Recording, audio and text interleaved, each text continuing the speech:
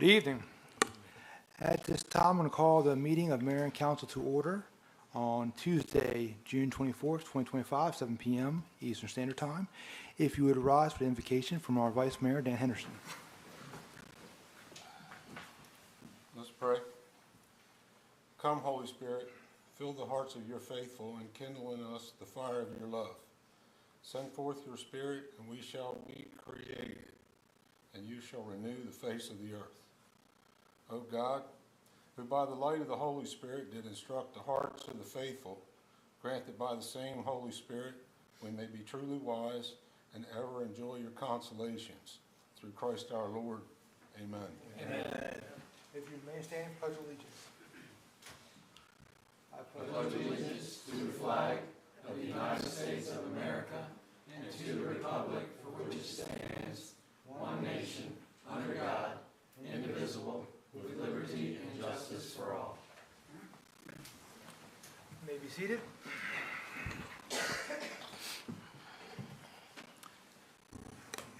Are there any changes to the agenda for tonight's meeting? No, sir, there are not. Okay. At this time, we're going to request approval from council regarding our budget workshop meeting number 2. The minutes have been provided for you in your packet from May 20th, 2025. If there are no questions or comments regarding these minutes, I'll accept the motion. So moved. I have a motion from Councilman Bradley. Is there a second? Councilman Quill. Second. I yield. You have a second from Councilman Quillen. All those in favor say aye. Aye. All those opposed? Okay, it is passed unanimously. Next up on the agenda is to approve the minutes for the regular meeting on June 10th, 2025. Once again, those minutes have been provided in your packet. If there are no questions or comments, I'll accept the motion. Mr. Mayor, Councilman Holland, I make that motion. I have a motion from Councilman Holland. Is there a second? Councilwoman Grassett, I second. There's a second from Councilman Grassett. If there are no questions or comments at this time, I'll accept the motion. Excuse me. All those in favor say aye. Aye. All those opposed? Okay, it passes unanimously. All right, at this time, we're going to take an opportunity to recognize June 25th. She's not here yet. Okay, we're gonna flip-flop. Nope, we're good? Right on cue. All right. We're gonna ad-lib here momentarily. Waiting for my cue. We're hanging in suspense. One moment. Okay. Here's what we're going to do. We're going to be flexible. We're going to move to number 4 because I know this gentleman is here. Mr. Bill Bennett, Director of Electric, has served the city for 24 years. Couldn't make it one more, Bill? 25? Couldn't make it one more? We want to wish you a happy retirement, Bill. Bill's done basically everything you can do for the city of Seaford throughout his career. We do have a wonderful put-together document for you, Bill. If you don't mind, I'm going to read it into the record. Dear Bill, the mayor, city council, and all our city staff congratulate you on a wonderful 24-year career of the city of Seaford. We hope that you enjoy your retirement as much as it is deserved. During your tenure of the city, you have exhibited exemplary dedication to the best interests of our community while working tirelessly for the betterment of our city. With your hard work and commitment, the substation was developed and completed. You raised the bar to another level as you encouraged education in your department. It was your dedication and guidance that gave the electric department its first certified lineman. Over the past 24 years, you have undertaken numerous projects and worn many hats that have had a positive impact on the residents and the community's future. The city of Seaford is truly fortunate to have had such a dedicated and committed employee for 24 years. Bill, we thank you for your dedication to the city of Seaford, our community, and our residents. We hope that you enjoy your retirement, and please know that you will be missed. Mr. Bennett, if you wouldn't mind coming forward, sir.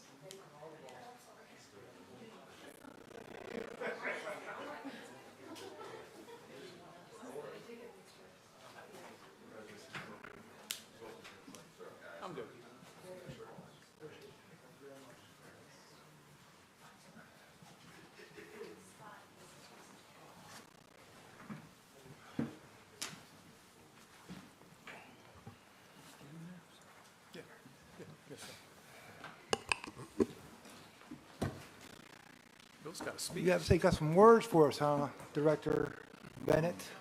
I'm not used to coming to a council meeting without speaking about something.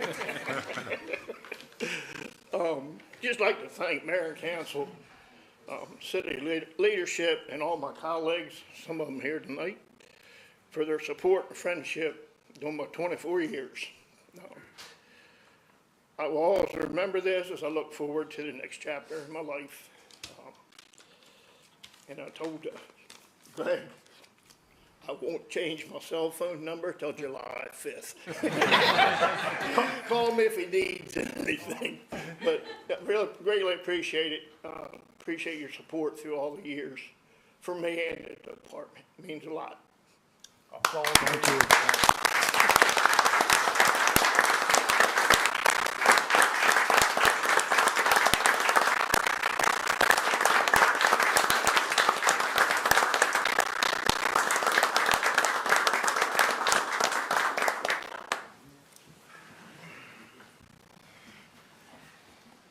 I'm going to echo everybody's thinking, Bill. You will be missed, sir.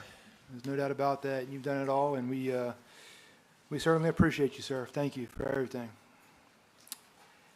We're going to, at this time, recognize June 25th, 2025, as World Viticulio Day in the city of Seaford.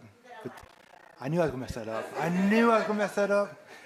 What she said. In the city of Seaford, and present the proclamation to Adrian Street and Miss Black Delaware USA, Laya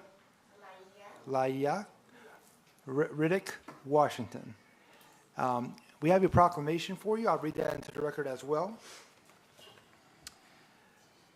The city of Seaford would like to recognize June 25th as World Vitiligo Day, and the city of Seaford will show its support each year by participating in the Light It Up Purple campaign.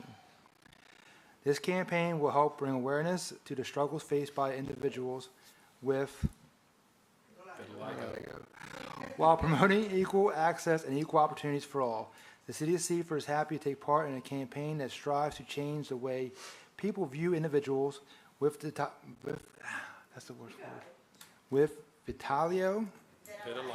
I'm so bad at this. While celebrating the community and their many contributions to our society. Members of the Seaford community can show their support for individuals with vitiligo. I'm going to get it by the end. And their families by displaying purple lights, wearing purple, putting up signs, and most importantly, using this campaign as a way to start important conversations about the inclusion and acceptance. With that, I, Matt McCoy, Mayor of the City of Seaford, do hereby declare June 25th, 2025 as World Vitiligo Day in the City of Seaford, and encourage all citizens to show their support for this worthy cause. Thank you very much for your patience with me in reading this through. If you wouldn't mind coming forward, we can recognize you properly. Thank you so much.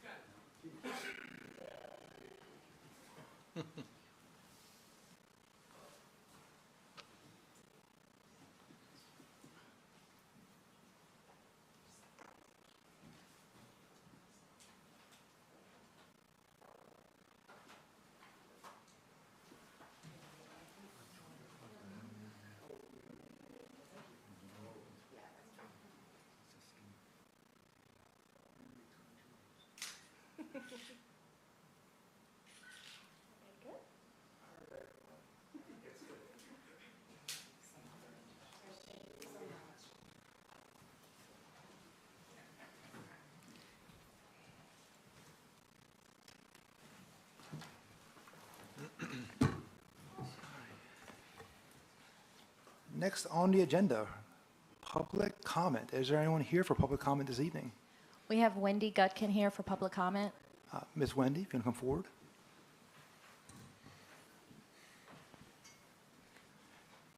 Hi. Good evening. Mayor and Council.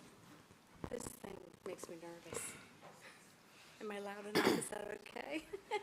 No? Maybe not? A little closer to your mouth, please. Okay.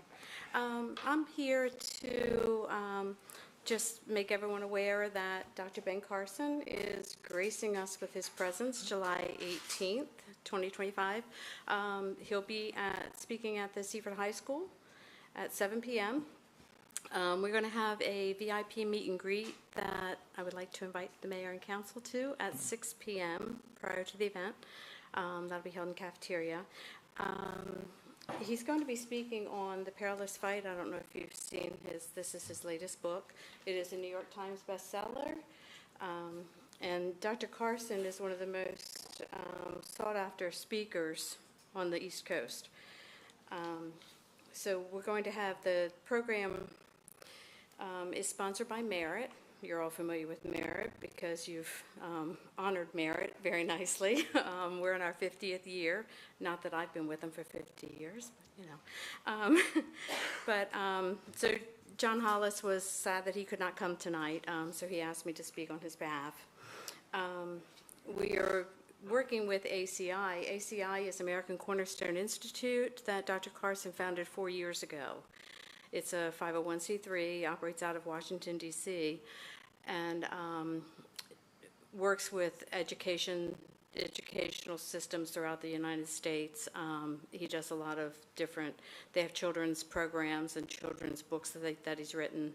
And The Perilous Fight is concentrating on American families and the foundation that's needed in communities, the unity that the family brings to these events. Merit would not have survived 50 years without the families that we have involved. We do have families that have, their kids have gone through and now their children's children are coming through. So that's really nice. I don't know if the event is going to be a little bit different. We're going to have Dr. Carson speak, and then we're going to recognize some cornerstone families from the community or from Delmarva Peninsula. And then there's going to be a little bit of a kind of a fireside chat of struggles families face, common sense issues, things like that. And then his book will be available, and he'll be available to sign afterwards. So, is that enough? Great deal. We appreciate the invitation. Thank you so much. All And right. please send our regards to Mr. Hollis. I sure will. The registrations, you won't have to register, just maybe give me a call or something. I think most of you probably have my number anyway. But, but the registrations should be up on Eventbrite very soon. Thank you. Thank you very much. Thank you.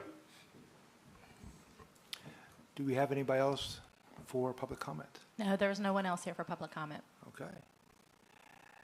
At this time, I'm going to begin our public hearing at 7:13 p.m.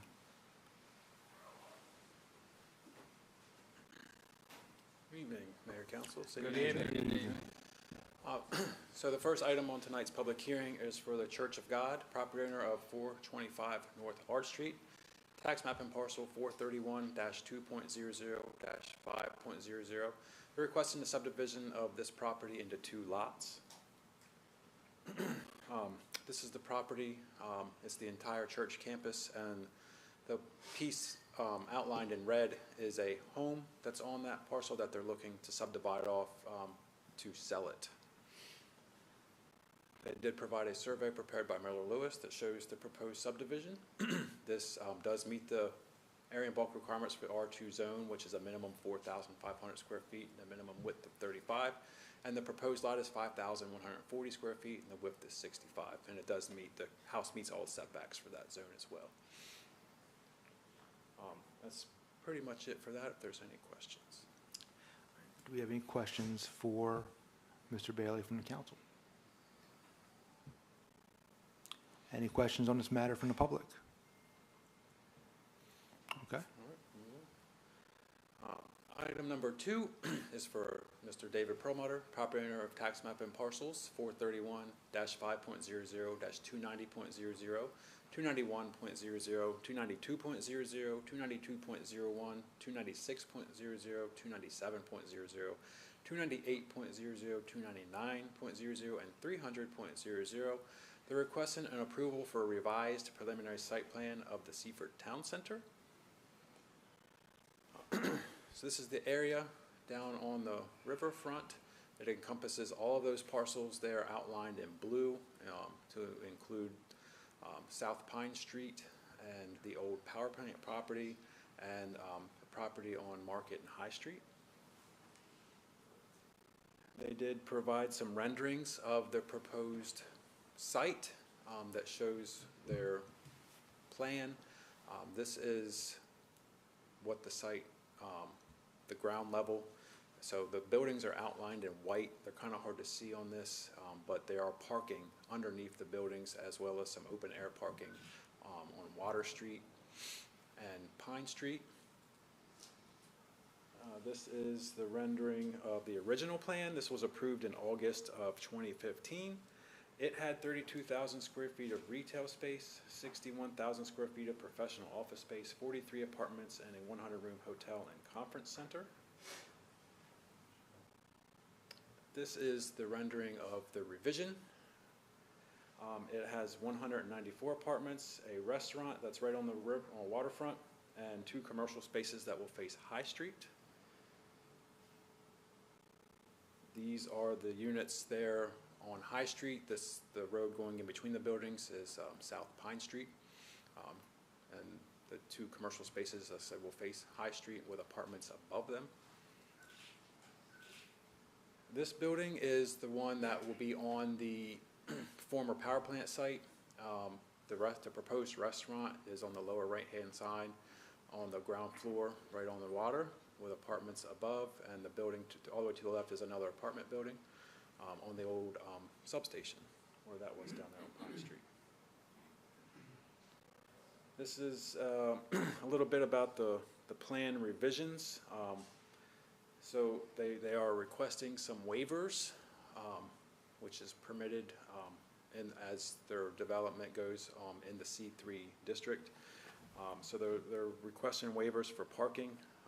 Our code currently requires 3 spaces per apartment. They're requesting 1.5, which is a similar waiver that they got approved for at their other development on the river. There's the other River Place apartments. They're requesting a waiver from the 25 units per acre to a proposed 64 units per acre. A waiver for the required 50-foot building height to a proposed 70-foot. A waiver for the required dwelling units over commercial space to be the dwelling units over parking with no commercial space on some of the buildings. Requesting a waiver for setbacks for building B for the proposed rear yard setbacks. And waiver number 6 for parking over the property line. There's several areas where their parking and drive aisles will encroach onto city property for the Riverwalk site, and that will require an easement from the city for those areas. The original plan had 511 parking spaces across all the phases. This proposed 194 apartments requires 582 spaces under the current code. The original plan did include a multi-level parking structure with 147 spaces. That's been removed from this plan. And the restaurant parking is not included in their count currently, because we base that on the square footage of the restaurant space, which is unknown at this time. It's just a placeholder on the site. So, and that's 1 space per 50 square feet of floor area for the restaurant.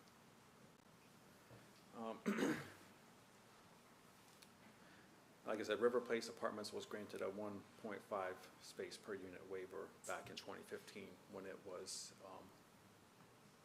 approved. And that's all I have. David Perlmutter and Keith Fisher is here if they want to come up and present anything else.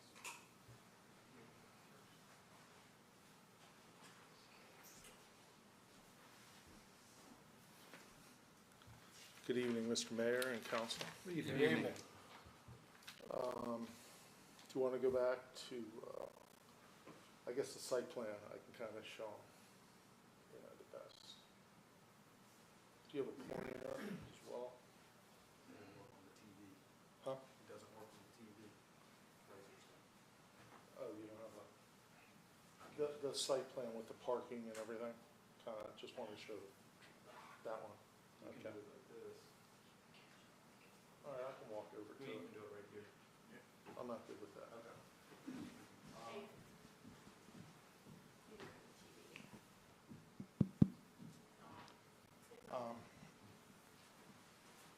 As you heard earlier, we had a site plan that was approved years ago, and that site plan was when we were pursuing Purdue Ag Business, when Mayor Markell, or Governor Markell, was trying to get Purdue to move their ag business to Delaware. We tried to court them. So that site plan that was approved back then was mostly inducive to try and get them here. There was a hotel, a parking garage, office space for their corporate offices, and also their ag business moved to this site. Well, that didn't transpire. So, you know, years have gone by. We renewed that preliminary plan, but it's really not what needs to be here. And from all the community, we've been hearing over the years, you all want a restaurant on the riverfront. So we're going to be bringing that to Seaford now. As you can see on the plan, we've shown it here on the end. The bridge is right here, you know, going into Blade. So it's really, it's right here, the bridge. So it's really, when you're coming across, the first thing you're going to see is the restaurant, okay? The boundary is, again, apartments above. There's parking underneath, kind of like what we did at the Residences River Place, where you have some parking underneath the building. There's going to be good traffic flow through. A turnaround, people can come this way into the restaurant, or there'll be an entrance this way. People can enter and exit the restaurant as well. For the residents, we'll have the inside gated off, kind of like what we have at River Place, and underneath the building. The rest will be wide open to the public along the Riverwalk and the green area. So where we had the whole property gated at the residences, we'll only have gated underneath, like the columns, you know, underneath, so it's secure parking for the residents, so they feel, you know, that nice feeling there. So our anticipation is to build this as phase one of the project. So it'd be apartments and the restaurant.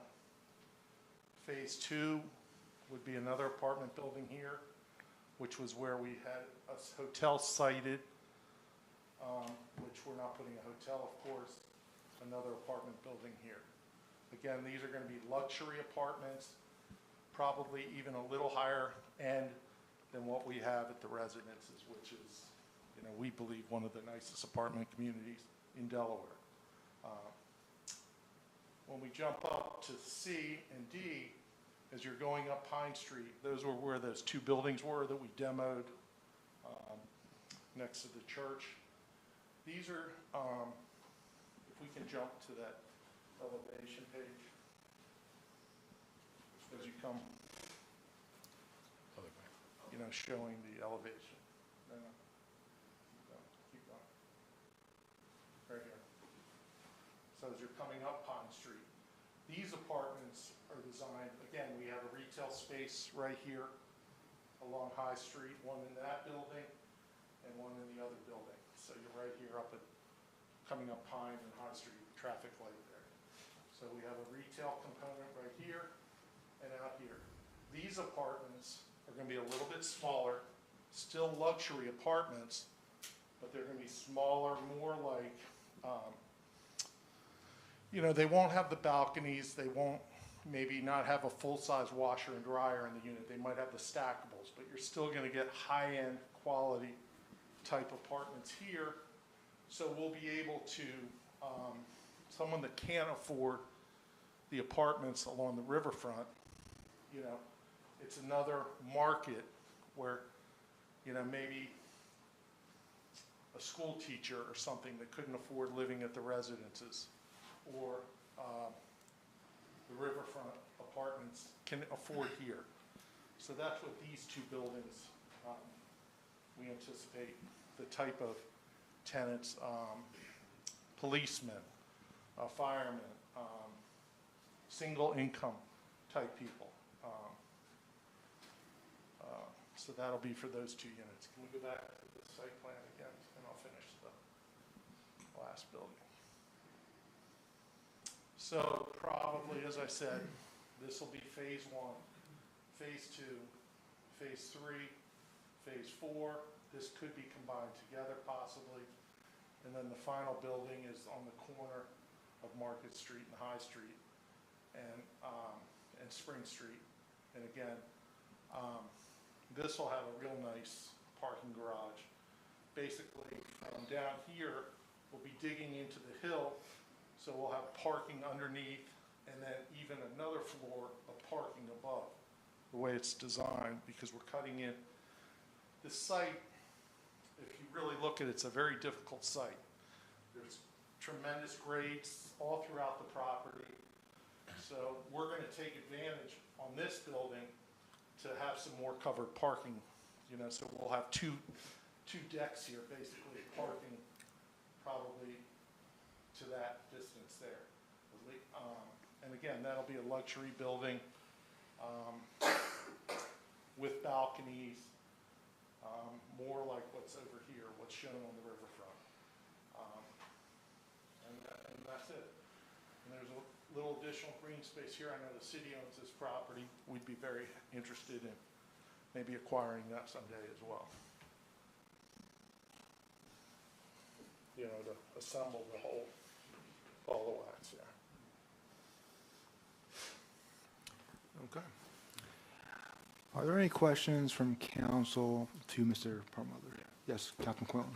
Councilman Quillen, how are you doing this evening? Good to see you. Great to see renovations going on down there. Great to see development going on down there. Great things are going to be happening in the future down there, I see.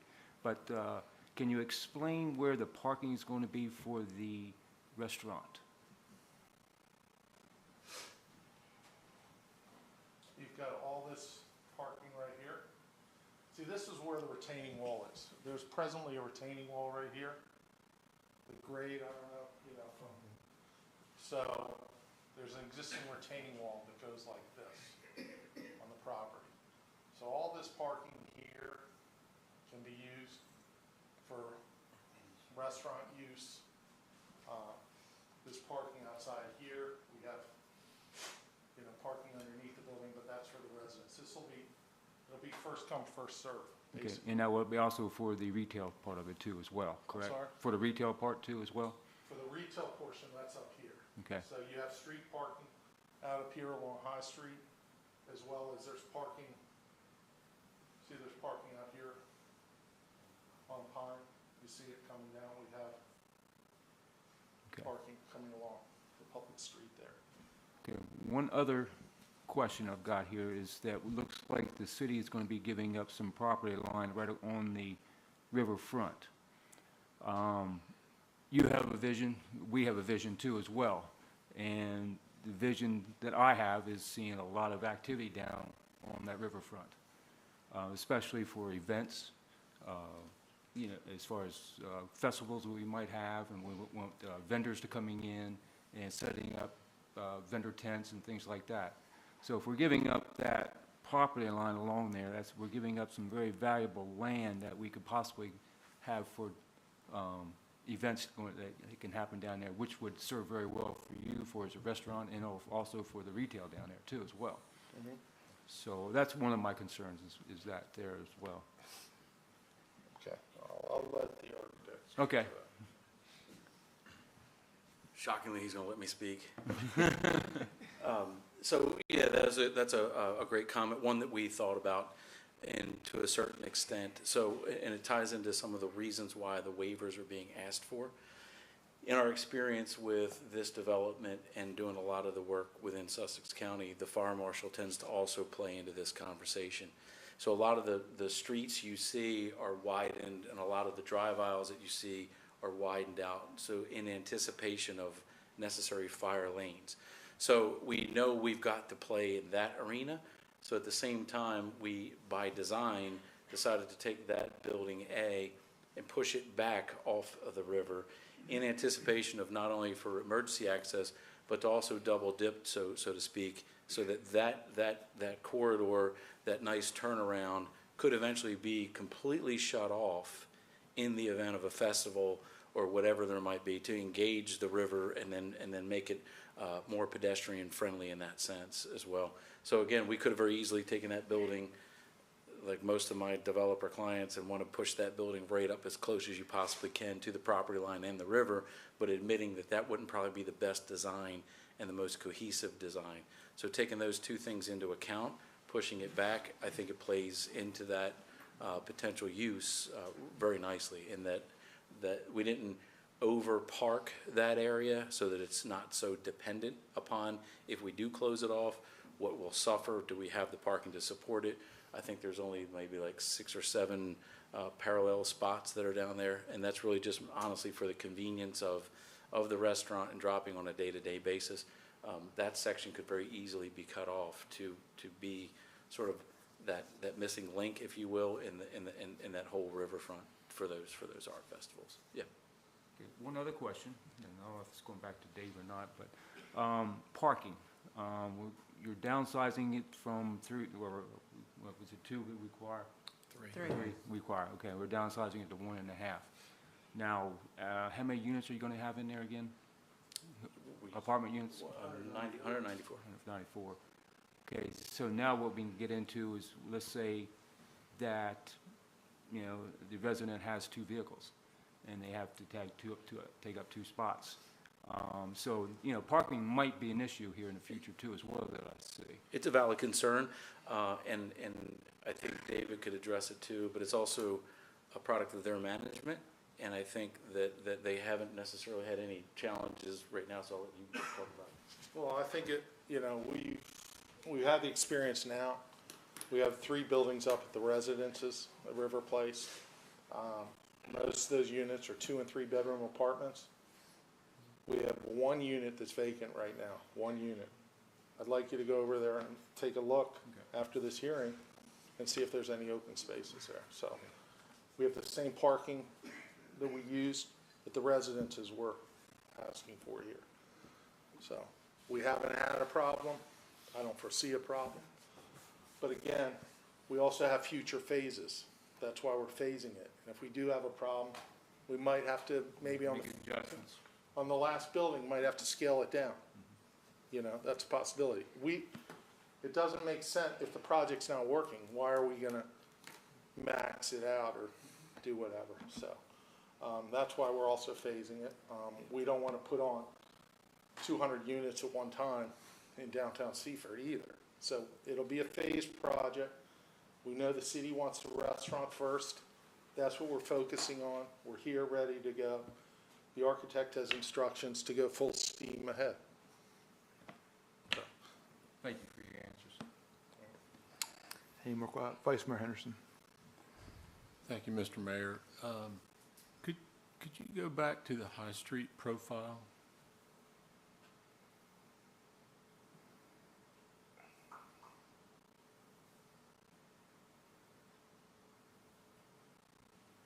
So, you've asked to increase from 50 to 70 feet. That doesn't appear to be 70 feet. It's somewhat short of 70 feet, but that's a pretty imposing structure for High Street. That is my only concern about this whole project, is just the elevation of the building on High Street. It's going to be it'll be the tallest structure on High Street, taller even than the hospital. Admittedly, our renderer got a little too excited. The floor plans indicate that this is not a 4-story above parking building. It is a 3-story above parking building. It'll be that 1 story lower. So it'll be 1 story lower. Okay. The ask for the waiver is in respect to the challenging topography of the site, so that we have the ability and the flexibility to play with heights of buildings, so that the ones at the top of the hill don't look so out of context. And so we're aware of that for sure. I completely understand Yeah. now that I don't see I see a 4-story building, and you're telling me that it's going to be a 3-story building. Yes. Well, actually, 4. 3 stories above a commercial space, and that you need the higher profile for the riverfront properties because it's lower. Yes. And so I get it Yeah. now. Appreciate that. That was, Good point. I didn't realize that that top floor wasn't going to be there. I didn't even until about an hour ago, so I appreciate the comment. So will the height be 70 foot? from No, the- no, no, no, It's no, no, gonna no, be- no. Okay. Even, All right. yeah, no, no, no, On the not high in- street buildings, yeah. One lower, he 30. just saw it and goes, oh my God, my designer put too big a floor. These two buildings will be one Yeah. floor lower. Great. Can I ask a couple questions about the restaurant area? You don't have a restaurant coming, you're just building a space, correct?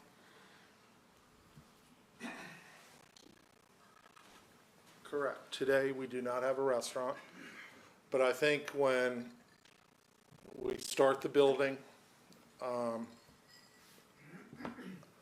believe that a restaurant will come. I mean, that's our goal. I can't promise, you know. Everyone's telling us you all need a restaurant. We're gonna put one here. Will the restaurant area incorporate outside seating Oh, and yes. things to take advantage of the river, or is it going to be Yeah, just actually, within if the? you wanna go back to the site plan. I think we're gonna do something really neat outside, because my sister has all these grandiose ideas. No. The other one? There you go. This whole area, we kinda like to do a beach theme, like white sandy beach. There's gonna be outside seating here, there's gonna be tables out here. I don't know if we're gonna have those kind of garage doors that open up, you know, in the summertime when it's nice. But we wanna take advantage of this whole area. I know some of this is city property, but we might ask, you know, if we can do something and maintain it, you know? But we really wanna do something like you're on the water, like a beach thing. We were gonna do that in our Salisbury project. That is tentatively stalled, but we were gonna have kind of a beach theme there. We're hoping for outside entertainment. When a restaurateur does come in a little area that, you know, someone, live music. I mean, we wanna make it where, this is where people, it's the only place to go in the downtown. So, but we do not have a restaurant group to that. Would there be boat docking there? That's up to the city and Denrec, and, yeah, a lot of that's out of my hands. I mean, we can, you know, we'd love that. I mean, we really want that. I mean, they're talking about maybe moving some of the portable docks down. I'd love to have real docks for boats to come in, but if we have to live with the portable docks, because it would be a nice, where people can come up for dinner in their boat, enjoy a nice dinner, and, you know, listen to some good music. I have a question. We kind of brushed through the overall concept of like, phases, right? So at planning and zoning, I think you did a good job of kind of going into detail what that kind of looks like for you in the plan. For residents out there who are not as familiar with the project, would you kind of elaborate down a little bit? The phasing? Yeah, like, what that kind of means as far as the project in totality. Again, it's gonna depend on how the lease-up is.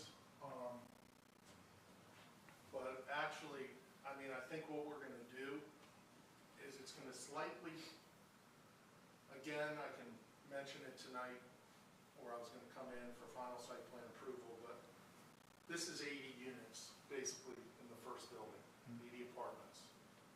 I think what we're gonna do, we did this in Salisbury, is we're gonna have like a little break between the buildings, kind of like what we did at the residences. Okay, I'm jumping ahead, but you guys are gonna love this. I think when we come back for final, you're gonna see that there's gonna be a break in the building, so we'll call this 1A and 2A.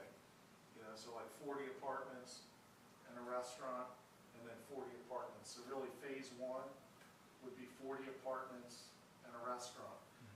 Now, there'll be a connection on the second floor where we intend to put like a seating area outside on the second floor, like a connection, like a deck, a sun deck for tenants that from both buildings can go out, you know, cook on a grill, sit out there, read a book, you know, just a common area for tenants between both 1A and 1B.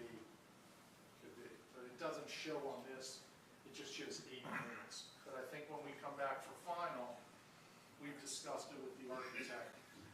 We're gonna shift the building slightly, maybe a 30 by whatever the width of the building is, 30 feet wide by the depth of it, you know, and have like a nice deck out there on the second floor. So when you go up on the second floor apartments, at the end of the hallway, you see glass doors, and you see a nice deck area, and then from the next building, same thing. There'll be barbecue grills and things like this, lounge chairs, that kind of thing. So phasing, when we come in for final, we're gonna come in for final on 1A, which will be the 40 units in the restaurant. 1B will be the next phase. We might change the letters, but, you know, we intended to basically develop the whole riverfront and work our way up the site. You know, we're instructing the architect to basically move forward with the phasing of 1A and 1B. But again, as far as time, honestly, you know, if I can lease it all up in a, you know, immediately, I build the whole thing out. I think the rationale behind my question is because sometimes various media outlets, you know this better than anybody, will get a hold of a story like this and say, oh, it's all happening at the same time, but in actuality, because you're basing this in phases, it's going to be more of a longer-term project. Yeah, I mean, truthfully, I hope to be in the ground on this. Now, you know, we're doing the demolition, the remediation right now. That's going to go on for some time. I mean, I don't know what you guys built that power plant out of.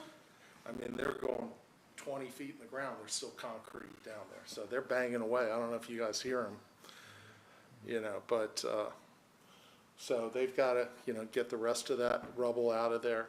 And then they're going to, you know, get rid of the contaminated materials and then start trucking in the good materials. But, you know, Keith hopes to get his team rolling on phase 1, you know, and then, you know, come in for final approval and, you know, through the inspections, the fire marshal and stuff. So we hope to be in ground in early 26 is my goal.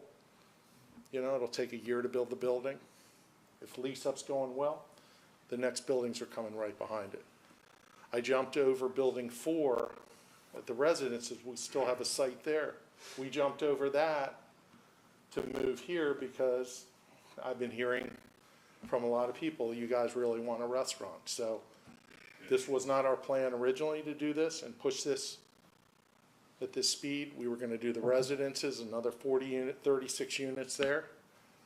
But we've, you know, we're focusing on this now. And that'll come down the road, the final building over there. I've got a question, and it's kind of indirect, but I just happened to think of this. We're going to have the bridge shut down for several months down there, and I'm wondering what kind of a cluster it would be diverting not only traffic, 8,000 cars a day going across the bridge, being diverted downtown, and the construction project. Just a thought that came to my head. Another thing I'd like to mention, I think, I'm just making a comment. I think we need to praise Representative Short for his efforts in getting Absolutely. the $3 million to get this thing moving. He really went to a lot of effort, and it is a testimony for his love of the community. So, 100%. Well said. I couldn't have said that any better. Well said. Any additional questions from council? Vice I do Mayor. have one. This is for the city manager. How, we're going to have a chance to have the final site review. How do we ensure that if we approve this preliminary site plan with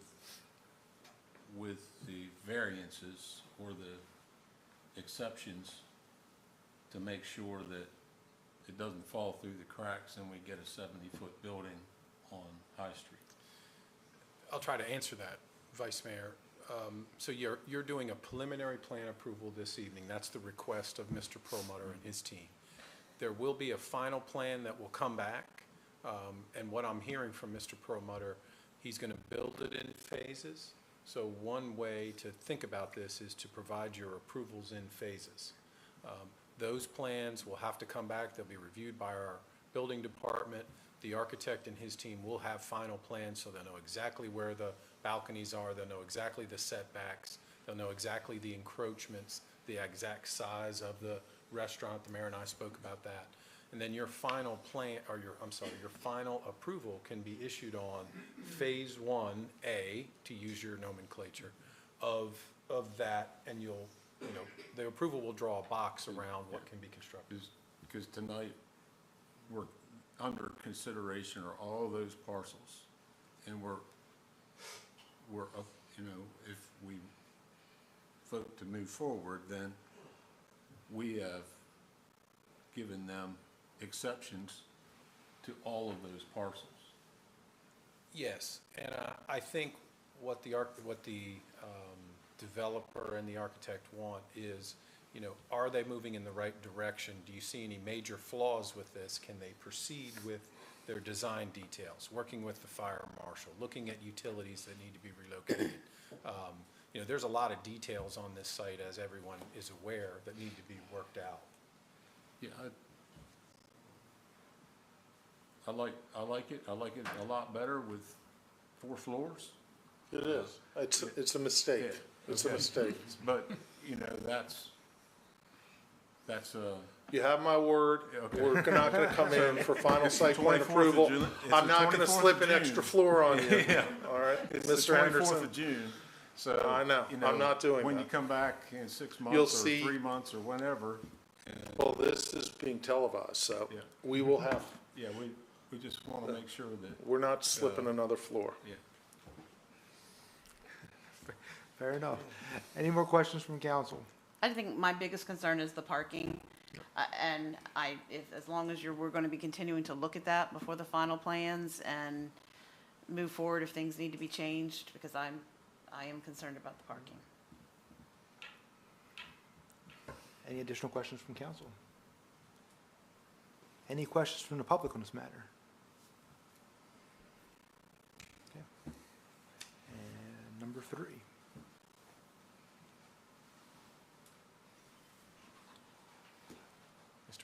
Mr. Mears, Mr. Derbyshire. Yep.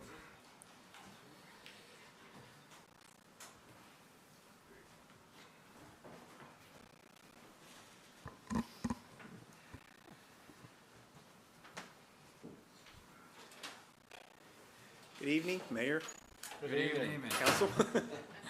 Chris Derbyshire, Project Engineer with George Miles and Bureau. I'm going to be speaking again tonight, reference to the revolving loan fund for the treatment plant project, the upgrade and expansion. I do want to make mention that the presentation that's before you tonight is exactly identical to the one that was done back on May 27th. There's been no changes to the content here. Overview of the presentation is going to cover 6 areas, specifically project background and the planning work that's been done to date. Need for the project is broken down into 3 portions with regard to upgrade, age of the assets, sea level rise, and expansion and the capacity increase needs. Phasing the project, why it's being done the way it is, overall project cost and funding, overall project timeline, and specifics of Phase 1. With regard to project background and planning work was initiated in 2016 as is indicated. What really got this kicked off was the state watershed implementation plan, loading for the facility, which essentially derated the capacity of the 2 MGD plant to approximately 1.3 MGD. At that point in time, the city was at approximately 1 MGD, so you're at 80% capacity on a load basis, so that necessitated the need to look for options to add more capacity to the facility. And that, laid the framework for the work that's gone on, back in 2016 till now. I do want to make mention that, it was the outstanding operations of the treatment staff that allowed the facility to operate up to 1.3 MGD, because in fact, the facility, at that time was performing better than the BNR facility, which is what it's designed to. With regard to the discharge permit and funding, there were requirements for the PER, which was developed. Oh, we jumped ahead. I'm sorry. It takes a while to get through all of it. So with that PER, we looked at multiple treatment alternatives, both on-site and off-site. There was a total of 5 alternatives that were looked at, and ultimately the membrane bioreactor alternative was the recommended alternative. And today that remains unchanged, and that is G&B's recommendation.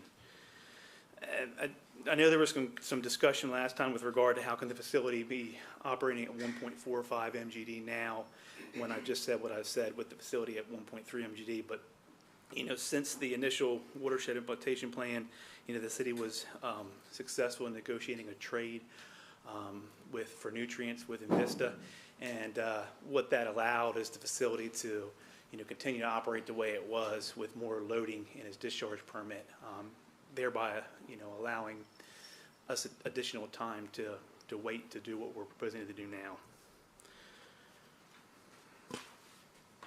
As I mentioned last time, the discharge permit, it's primarily driven by mass loadings, not so much flows or concentrations, but the mass loadings are a function of flow and concentration. So I'm not going to go into a whole lot more detail there, but if there's questions, I can expand on that. In addition to the nutrient trade from Invista, the city and the county have worked together, and as you're aware of the Western Sussex Sewer District, there's been additional load that's been allocated to the treatment facility from the Bridgeville facility, which has been decommissioned. And that actually was to the city's benefit, because there was by far more nitrogen and nutrient loads that were transferred than what was the hydraulic capacity that was utilized from that flow coming down from Bridgeville and Greenwood.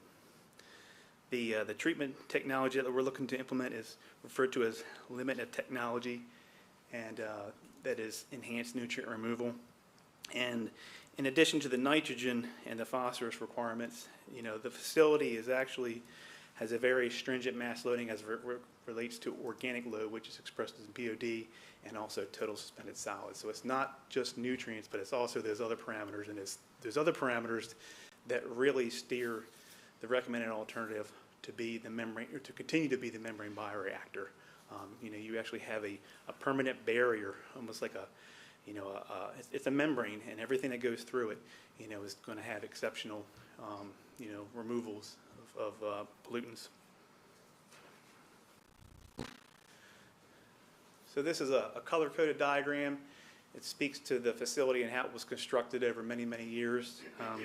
The yellow area was the original primary plant, and that was constructed back in the 1960s. Following that, there was, 3 specifically upgrades to the facility that were constructed, in the 70s and 80s, and then the most recent one was in 1996-98 era, and that was what took the facility to the previous design, 2 MGD capacity and BNR. That's total nitrogen of 8. I will mention that that facility obviously has been, those improvements have been in operation for plus 25 years, and a significant amount of that equipment runs 24/7, so it's many years of operation.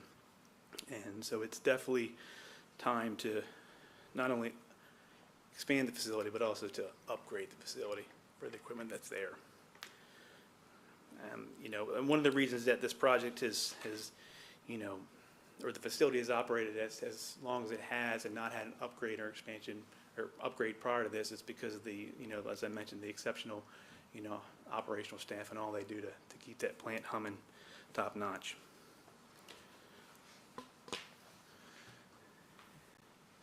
Next area, emphasizing the need to upgrade the facility, is to compact sea level rise. A couple of different pictures here.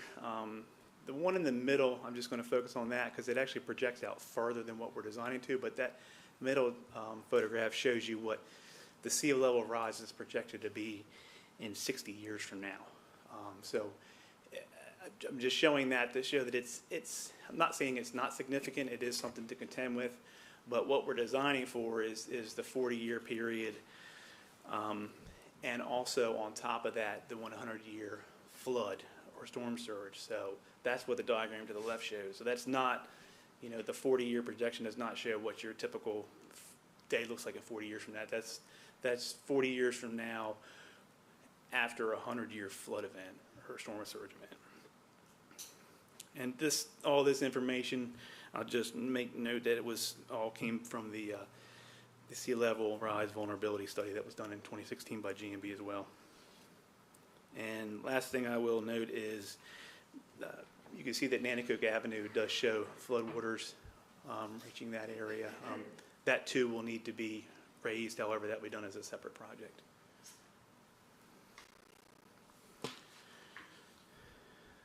Specific to capacity needs, made mention that the 2024 flows for the facility, the total flow was 1.4 MGD.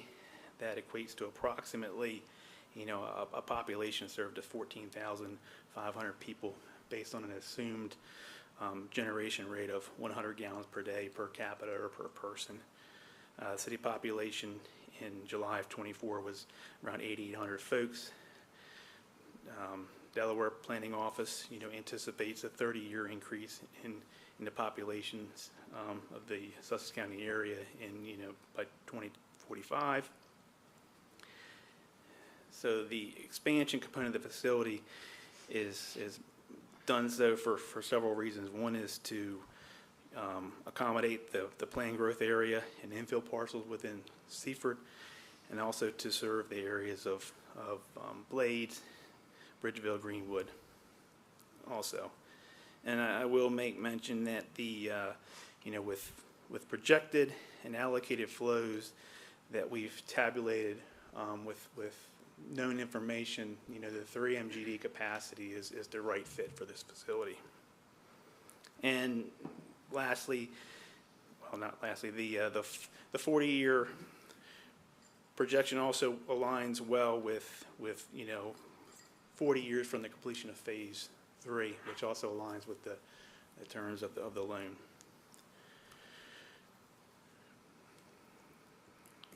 And last thing is just with regard to the county is funding. I'll remind you that it's funding 40% of the project.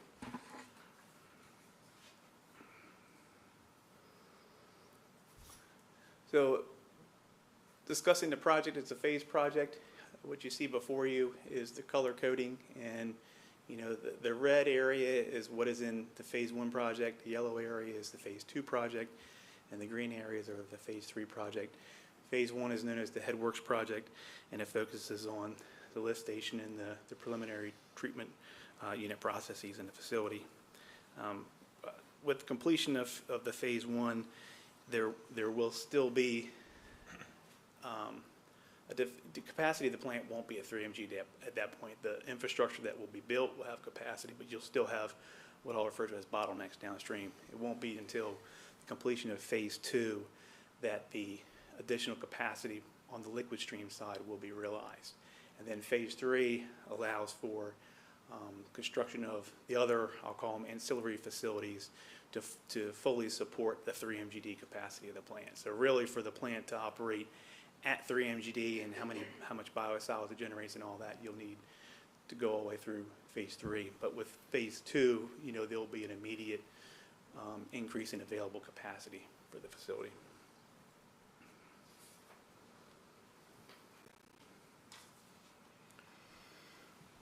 Speaking to total project costs and funding, the project's broken down into 3 phases with a total overall project cost of $47 million. For phase 1, the city is receiving $2.5 million of federal earmark money.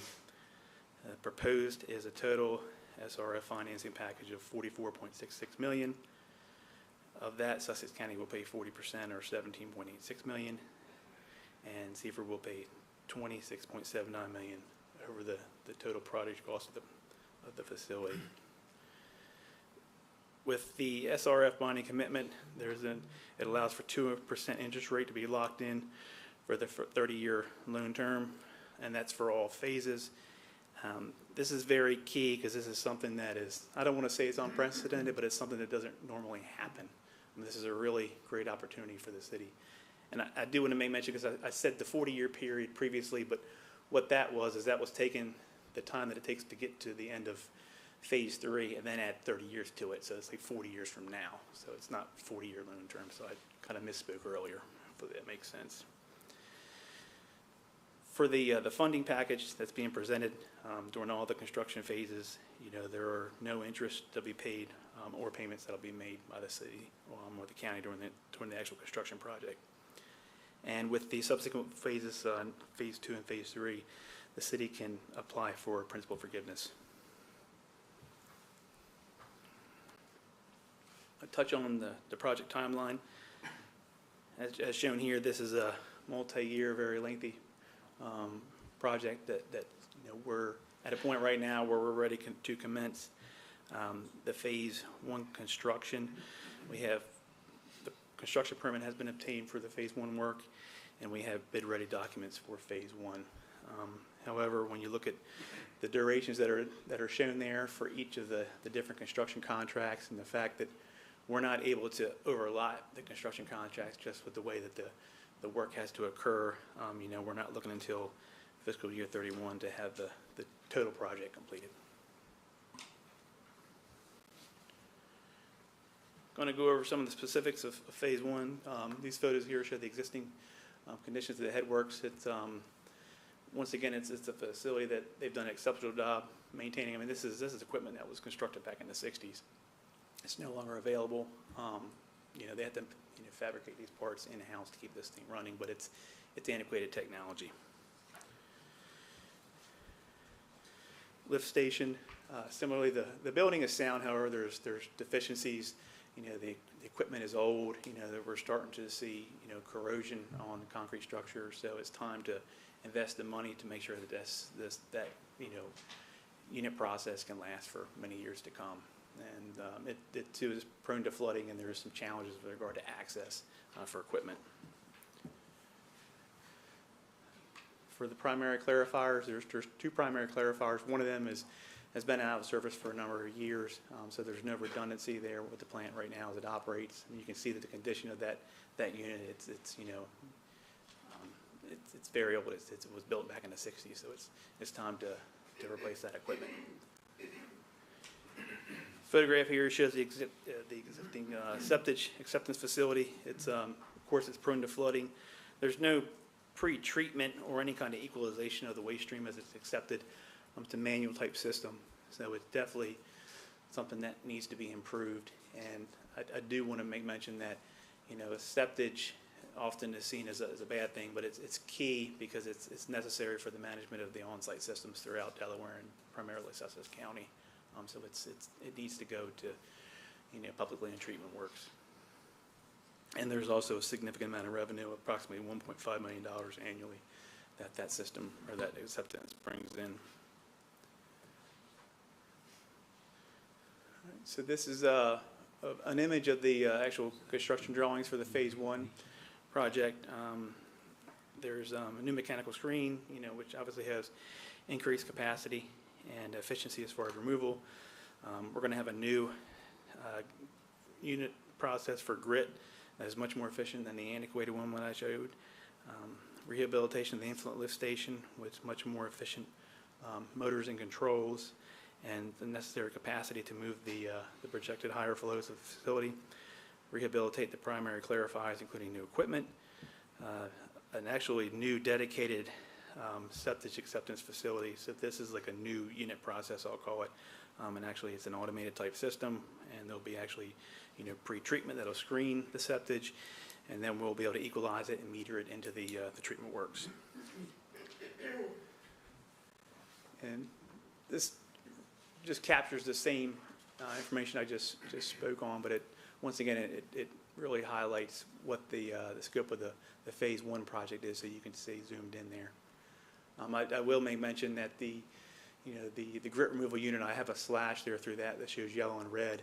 And what that is, because the grit removal is constructed under the Phase 1 project, but in the Phase 2 project, there's actually secondary screens that are necessary for the membrane bioreactor system that'll be installed within that structure as part of Phase 2.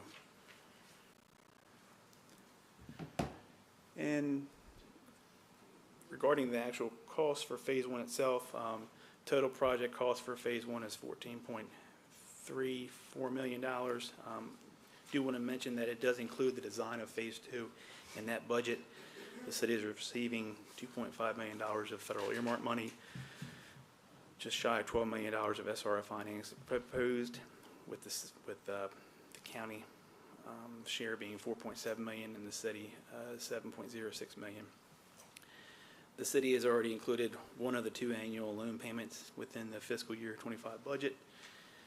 And of key emphasis is to ensure that all future development contributes fairly to the necessary infrastructure improvements. Staff will assess the current impact fees or connection charges, as they're often known as, and provide a recommendation to council for any needed adjustments prior to the completion of the Phase 1 improvement.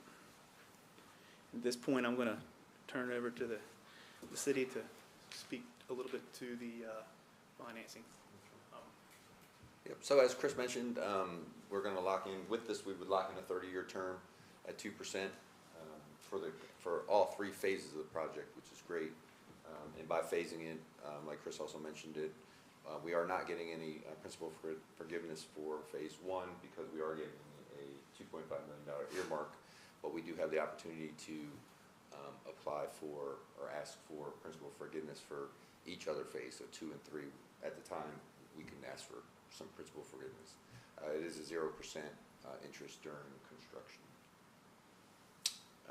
So it would be a $11.769 million loan, and the payment is $523,590.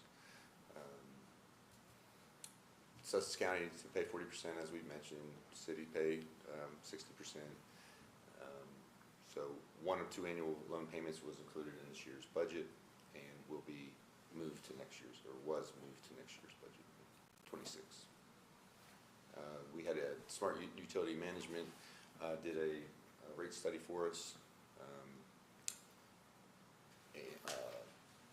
The overall increase needed in total operating revenue by FY '27 for Phase 1 debt service is projected to be $157,000, or 4.79% increase. This is current $60.88. We kept it the same for FY '27, so we have a potential need for next year. We're talking about splitting it over 2 years, I believe, for '27 and '28. So that would be like a 2.4% increase over the next 2 fiscal years. Yeah, $1.46 increase in FY '27 and in FY '28. This has kind of been the same for a while, but the median household income is $51,120. Those are our rates. So we have a combined percentage of MHI of 2.16, which is still under the 3% typically needed for the principal forgiveness. This is just the, what is this? Just the water. And, oh no, this is with the, what is this, with the raise? That's the increase. With the increase, yeah, sorry. Yeah, it brings us up to 2.23, which still doesn't raise the rates up enough to get us to where we need to be for principal forgiveness.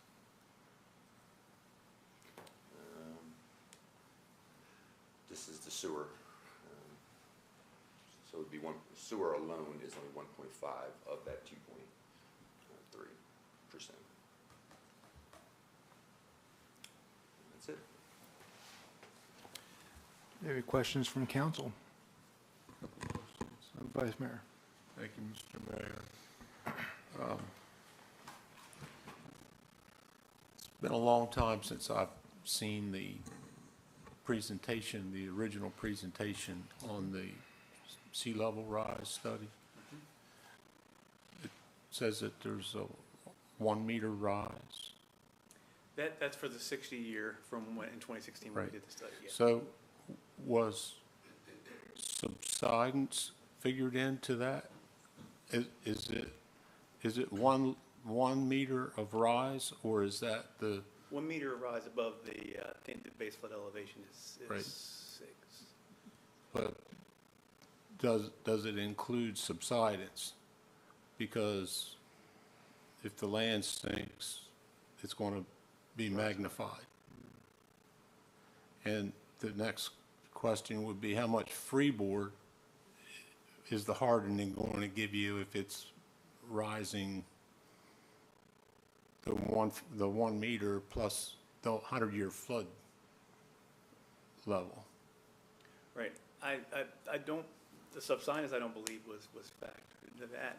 I will note that the elevations that are proposed for phase 1 are higher than the 2-foot storm surge above the 40-year sea level rise projection. So we're well above that. And with regard to phase 2 and phase 3, I mean, any of that can be adjusted at this point in time. I mean, by far, all of the structures that are there are significantly higher than that. Okay. If anything, what we would be looking to do would maybe be make adjustments to some of the actual, grades just for the, the facility staff to, walking around, accessing the equipment and all. Yeah. But I mean, the structures are, significantly higher. I want to stress that I don't doubt you. I just want everybody to know that we're putting out $47 million and it's been well thought out, and that we're not going to run the risk of flooding out our investment. Yeah, So correct. the next question that I have is, it's just from my curiosity, what's the estimated life of the membrane before you have to go do a major maintenance or a major replacement? 10 years. So, And it can, and the way we looked at it in the PER, I think, well, it's 10 years and 15 is, 12 to 15 is often obtainable, but we used 10 years in the preliminary engineering report. And, that replacement cost was included in the total present worth analysis. okay, so that's already been, Yes. okay, factored in. Great. Thank you. Councilman Quinlan. Thank you, Mayor. Question, I'd just like for you to elaborate a little bit more on your decision for the 3.0 MGD. We've had a constituent that's been expressing and doing his research and coming back and says that we do not need a 3.0 MGD, saying that we only need a 2.5. And so I want to have a better explanation why you're recommending the 3.0, and so our other constituents can understand why we're going this direction. Well, I'll probably let Burley respond more to that, but I won't. I'll say this with regard to the capacity. It's in the city's best interest to expand the plant to maximize its capacity based on the outflow discharge. If you were not to do that, if you were to expand this plant, let's say 2.0 MGD versus 3 MGD, the money that you're saving going to 2.8 versus 3.0, it's insignificant. Especially when you're looking at the membrane bioreactor technology, really the additional cost is going to be the additional membrane themselves. I mean, whether you're putting in a pump that's 450 gallons a minute or 500 gallons a minute, the cost is just, it would not, yeah. But speaking to the capacity question, I know that, we have looked at, allocations and projections based on known projects and things that are coming down the pipe, and, my recollection is that they support the 3 MGD capacity. Okay. Thank you very much. I appreciate that. Any additional questions from the council? Just a comment. Go ahead. We're being proactive, okay? We're getting ready for a big surge, and we need the necessary infrastructure to move forward. And that's what this is all about. My business, and I did this 20 years ago, I did stormwater management 25% bigger than what was required. Why? Because I was planning either for future expansion or sell a building. So it makes perfect sense to plan ahead. That's what the city has always done, and be prepared for any kind of future development. That's a good point, Councilman. I mean, it bears reiterating, the conversations at a city level about this happened almost, 10 years ago? It started that, yes, Yeah. sir. So the city's been looking at this for a while because we knew this was eventually the direction we were heading. So those proactive conversations have been happening for closer to a decade ago. So Well, and we're just having a major discussion about a project. Yep. So, I mean, you know, you've got to plan ahead for all this. a wise man once said Rome wasn't built in a day, Councilman. Takes time, takes time. Any additional questions for these gentlemen from council? Any questions from the public? Okay, we'll move on to public hearing number 4.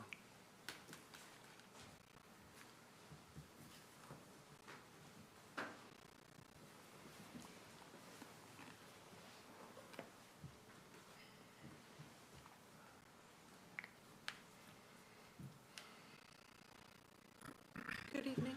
Good evening. So I am here to present some changes we need to make to our credit and collections policy. This is due to a House bill that was adopted.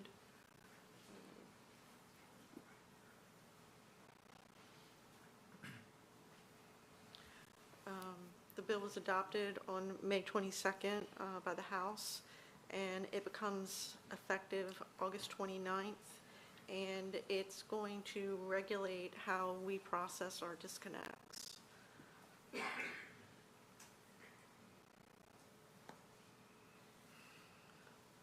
So the House bill, it's going to stipulate that there is a cooling season that's going to run from June 1st to September 30th, and a heating season that runs from November 1st to March 31st. And then it's also going to mandate that we are not permitted to do any kind of disconnects from December 21st to January 1st. So that is basically leaving October, April, and May as open months that don't really have a whole lot of stipulations.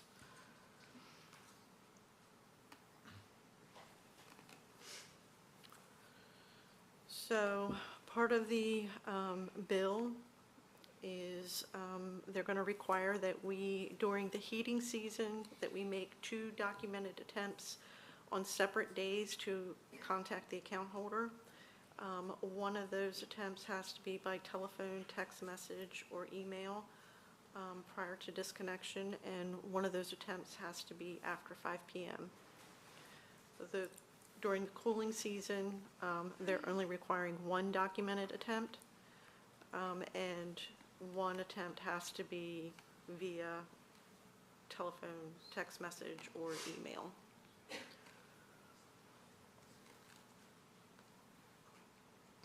They're also putting temperature restrictions.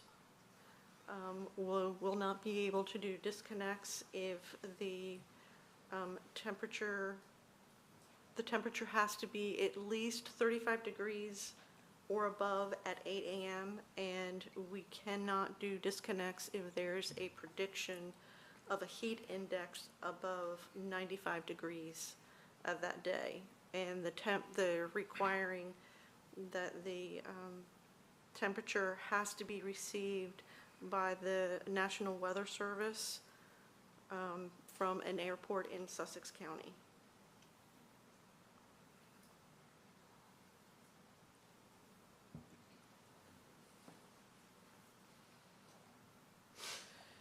So the notice of termination, we have to give at least 72 hours notice to the occupant. They're also requiring that we offer a voluntary third-party notification where both of the account holder and the volunteer agree that the third party would basically relay information to the account holder. And also, the third party would in no way be obligated or held accountable for the bill. Also, during the heating and cooling season, we have to send out a written notification 14 calendar days prior to the disconnect.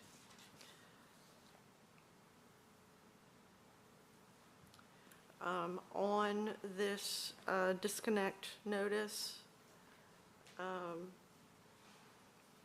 we have to state when we're going to do the disconnects. So we're only going to be permitted to do disconnects from 8 a.m. to 4 p.m. Monday through Thursdays, so no disconnects on Fridays. And we also have to provide facilities and payment options for after-hours restoration periods. And then should a holiday fall on Thursday or Monday, we have to delay disconnects by the next day. They're also requiring we do medical necessity, and basically they're stating that we cannot disconnect the service if the person shows a medical necessity, that if they had their service terminated, that it would be a detriment to their health or well-being. And they would need to provide us with a medical documentation that would be good for 120 days. After the 120 days, they would be allowed to get recertified if they're showing a good faith effort of making their payments.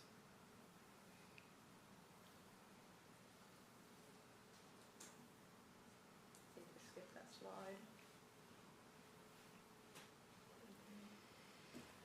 So we're also required to come up with a dispute policy on how, if they're questioning their bill, an actual policy and procedure so that they are aware of the steps they need to go through to dispute their bill.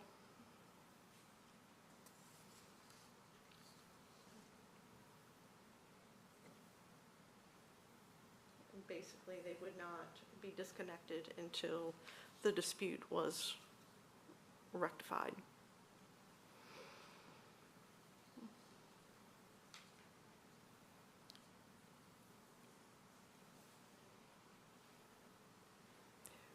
We are permitted to do disconnects in cases of emergencies.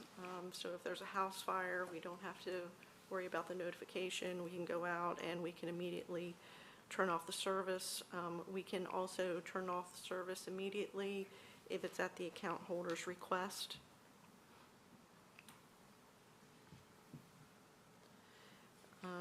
On our notices, when they go out, we have to include the date of the termination, the amount they're required to pay.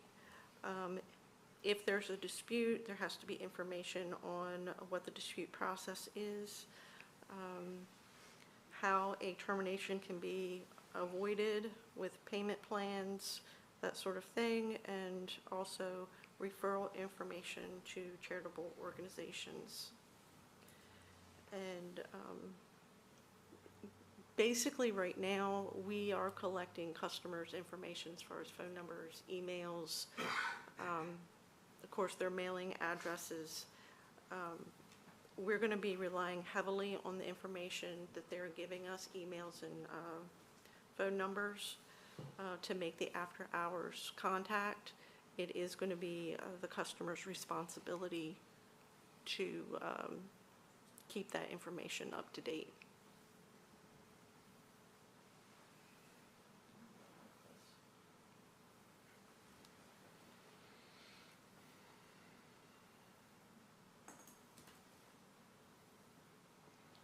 So that's really all I had for you this evening. I believe in your packets there were some outlines of some of the actual policies and procedures that we're putting in place. If you have any Council questions. has in their package the actual draft ordinance. Yes. And is Chapter 6, Article 2 of the Municipal Code, Electric Rules and Regulations. And as Ms. Anger stated, the state law that was adopted gave the city of Seaford 90 days to adopt an ordinance. So we did go through this. You have that redlined in your packages. And basically, the presentation that Ms. Anger gave is a higher level overview, but it generally touches on all the things that the city is required to do. And I will just state that we did take the state law and we basically cut and paste the requirements into the code as required. We used their language, we modified it very slightly for our use and for, to say Seaford, to make it very specific to Seaford. As Ms. Anger also stated, appended to the draft ordinance revisions are several procedural documents that we have created. Payment arrangement procedure, we have to offer one of those going forward. So we have that, we can work with our customers. We will only, as an example, will only permit 2 payment plans per year, so you can't stack those up. But we will allow that, permit that, and we do have a procedural document for that. And there is an application, 1-page document that you have to fill out. So we have the amount, you have to execute it as a customer, so you understand how much you need to pay, the duration of the payment arrangement. Ms. Anger touched on the emergency medical priority. I will say we did have a similar document. We've been using that for many, many years. If you notify us you're on an oxygen saturator or dialysis machine at home, something like that, we understand who you are if you communicate that to us. We do have that. The procedural document is here so our customers know how to enroll and they can give us the necessary information that we need to assist them. It doesn't mean they'll be cut on first. It just means we know who they are and we will try to help them during the event of an outage or the necessity of a delinquent bill and a disconnection. Ms. Anger touched on dispute procedures. We did not have a formal dispute procedure kind of process. We had an informal one, and Ms. Anger's staff, the customer service representatives, deal with disputes or questions that customers have on a regular basis. This does formalize that as required. There is a process that the customer must go through, information they must provide, and the final arbitrator in this procedure document would be the city manager. So it would go through the customer service representative, through Ms. Anger as the supervisor of the department. She'd look at everything, and then it would ultimately go to the city manager for a final determination. But the key takeaway from that is, during that period, if they're acting in good faith and they filed a dispute prior to disconnect, then we have to work with them. We cannot terminate them until that dispute procedure runs its course, which could take some time. And then we do have, as Ms. Anger noted, we now have a formal procedure for third-party notification. We do have some of that. We've allowed people to do that. Our system, our computer system does allow that. But we do have formal documentation now that we can provide, procedural documents. One thing that was not touched on, and it comes up later in the agenda, but I think it's appropriate to discuss it now. In looking at this, currently our deposit for renters is $200. Correct. So when you come in and you establish service, and you do not own the property, you have to provide a $200 deposit for us. In the event you leave our lines and you have a delinquent bill, we apply that to your delinquent bill. Additionally, if you have a payment history with us that's requires some conversations, we have the authority to increase that. Right now, it's by $25 more a month, depending upon your delinquency history, your payment history. And Ms. Anger and her staff works with customers on that, requires additional payments. We are recommending at this time, council revise the fee and rate schedule to increase that deposit, money we hold on with renters, specifically renters, to $300. And then that additional deposit requirement, we're recommending you go to $50. We do not have any history with these lengthened periods of non-disconnect. Right now, disconnects occur every month, and we do and always have for many, many years. looked at the temperature in the wintertime, and we do not disconnect if it's below 32. 32 degrees at at seven- start of business. Start of business at 7 a.m. We've been doing that for many, many years.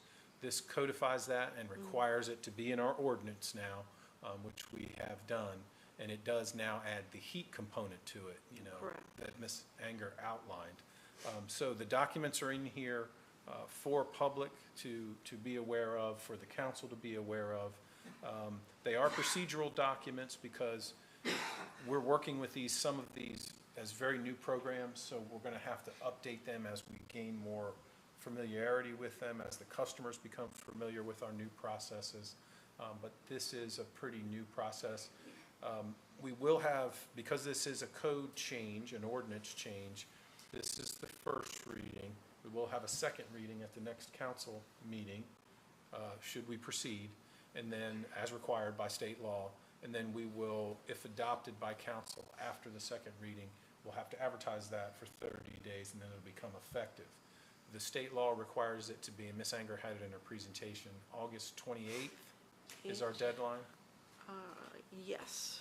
And this was a little interesting in procedure because the governor signed it, it was adopted by the legislature, and it was approved, signed by the governor well before the end of the legislative session, so our clock started ticking. So I apologize if council hasn't heard a lot about this, but they did give us 90 days to work on this, so we had a very tight turnaround. We did rely and we did participate in some discussions with DMEC, our joint action agency. So all the municipals are dealing with this, all the municipal electric companies are dealing with this. But certainly Ms. Anger, Ms. Merritt is here as well, our Director of Finance, or myself. We can try to answer any questions. I know it's a lot, and the timeline is somewhat shortened, but we were kind of up against some deadlines. Any questions from council? Any questions from the public? Okay.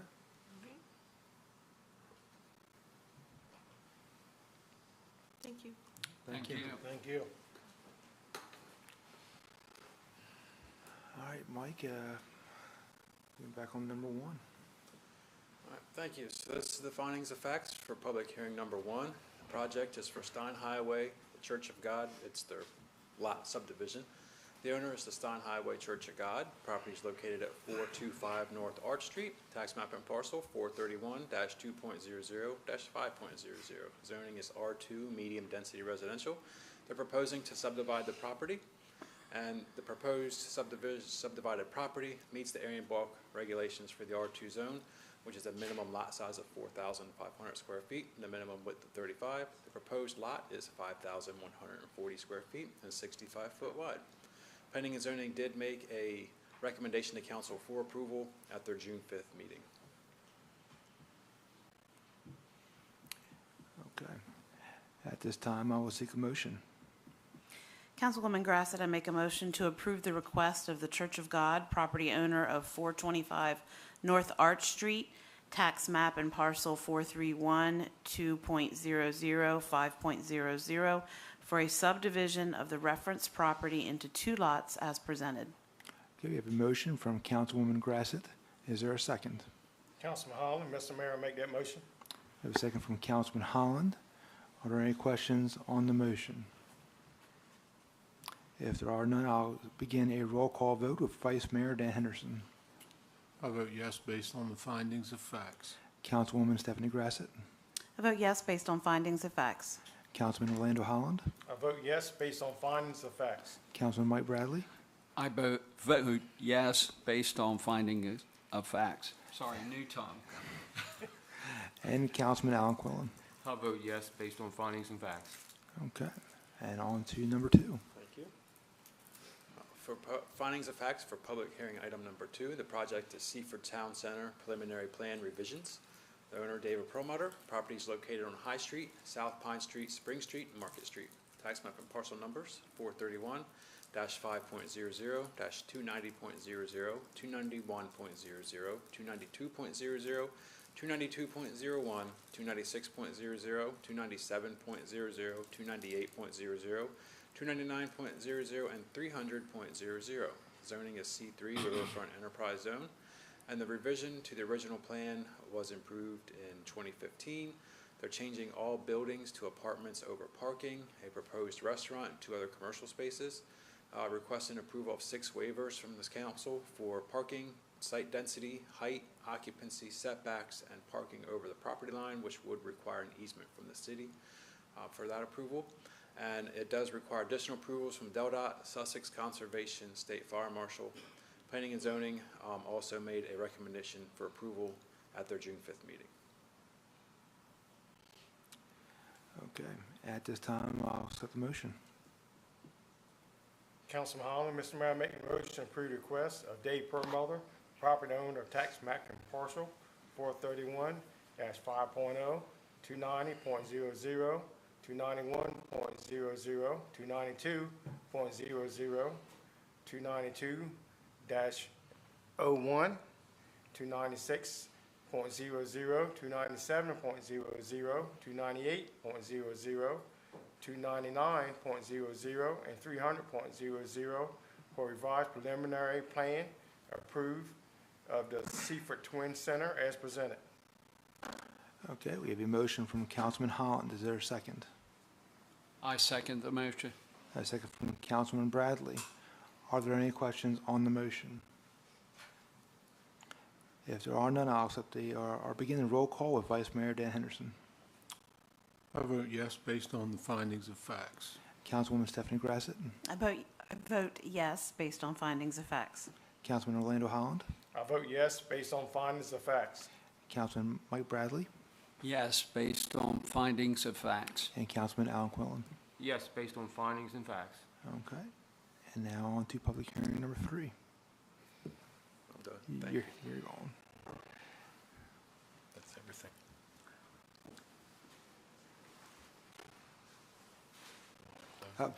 Excuse me, there's no motion on number 3. My apologies. My oversight.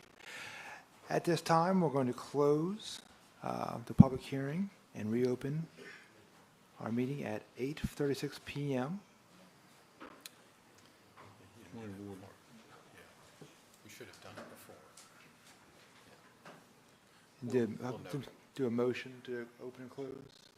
We should have done it before we did the votes, but we'll note it. Okay, fair enough. We'll look at the tape. Okay.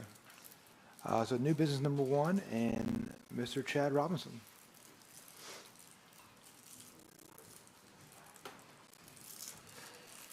Good evening. Good evening, sir. Good evening. Mayor McCoy, honorable members of council, my name is Chad Robinson. I'm the Vice President of External Affairs for the Food Bank of Delaware. I have some packets I'd like to hand out, if that's okay.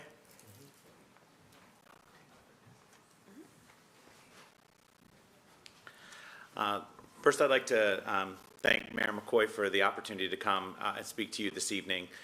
We at the Food Bank of Delaware are attempting to engage with our county and municipal partners throughout the state to just give you a little bit of insight into what we're doing in your communities. This is not something that we generally have done in the past, and we are kind of taking this year to try to get to as many county and municipal governments as possible to share information.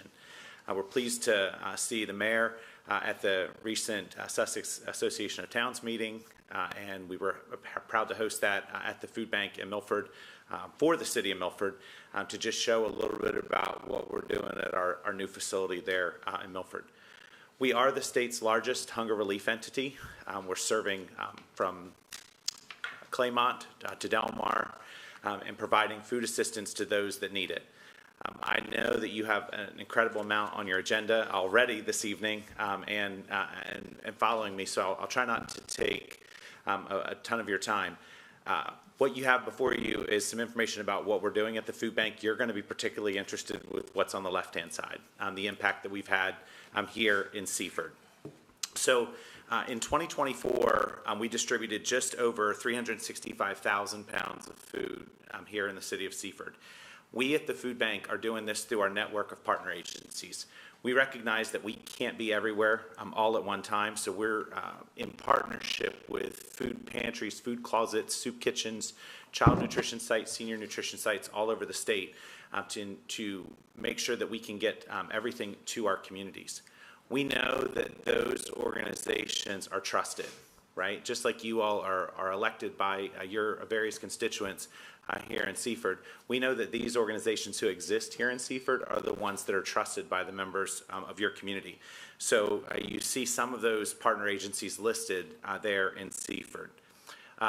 Feeding America notes that a meal is roughly 1.2 pounds.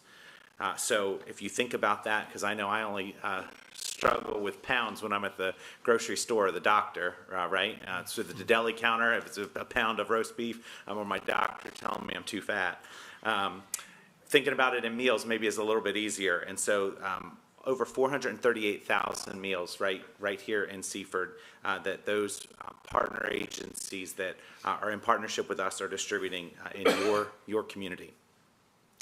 In addition to direct food assistance to folks that need it, we also know that our vulnerable communities are certainly in need as well.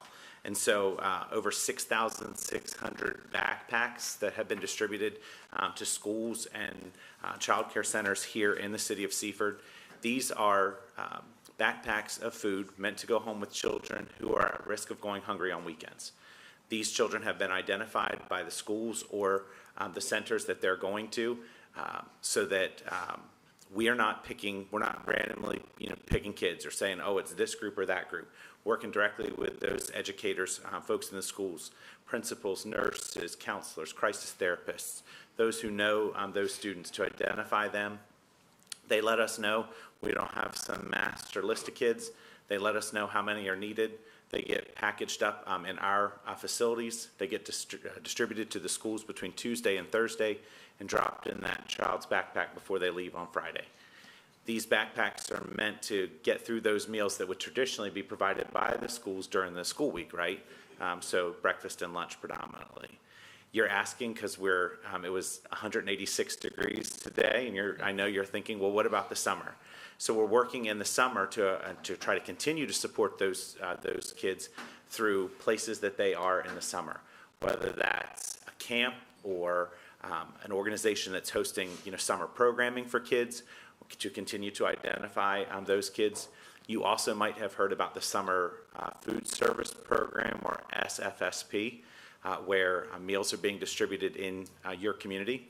And so in partnership with the Department of Education, we're working to ensure that those meals that the children are getting as part of SFSP, that we're backing that up with meals for the weekends as well during the summer months. Again, you see some of the schools that we're working with there on your sheet. Our seniors, we know that too many seniors right now are struggling to make ends meet, right? So many are living on a fixed income. That pension check or Social Security check, whatever it is only goes so far. And then there's a period before that next one comes in the following month.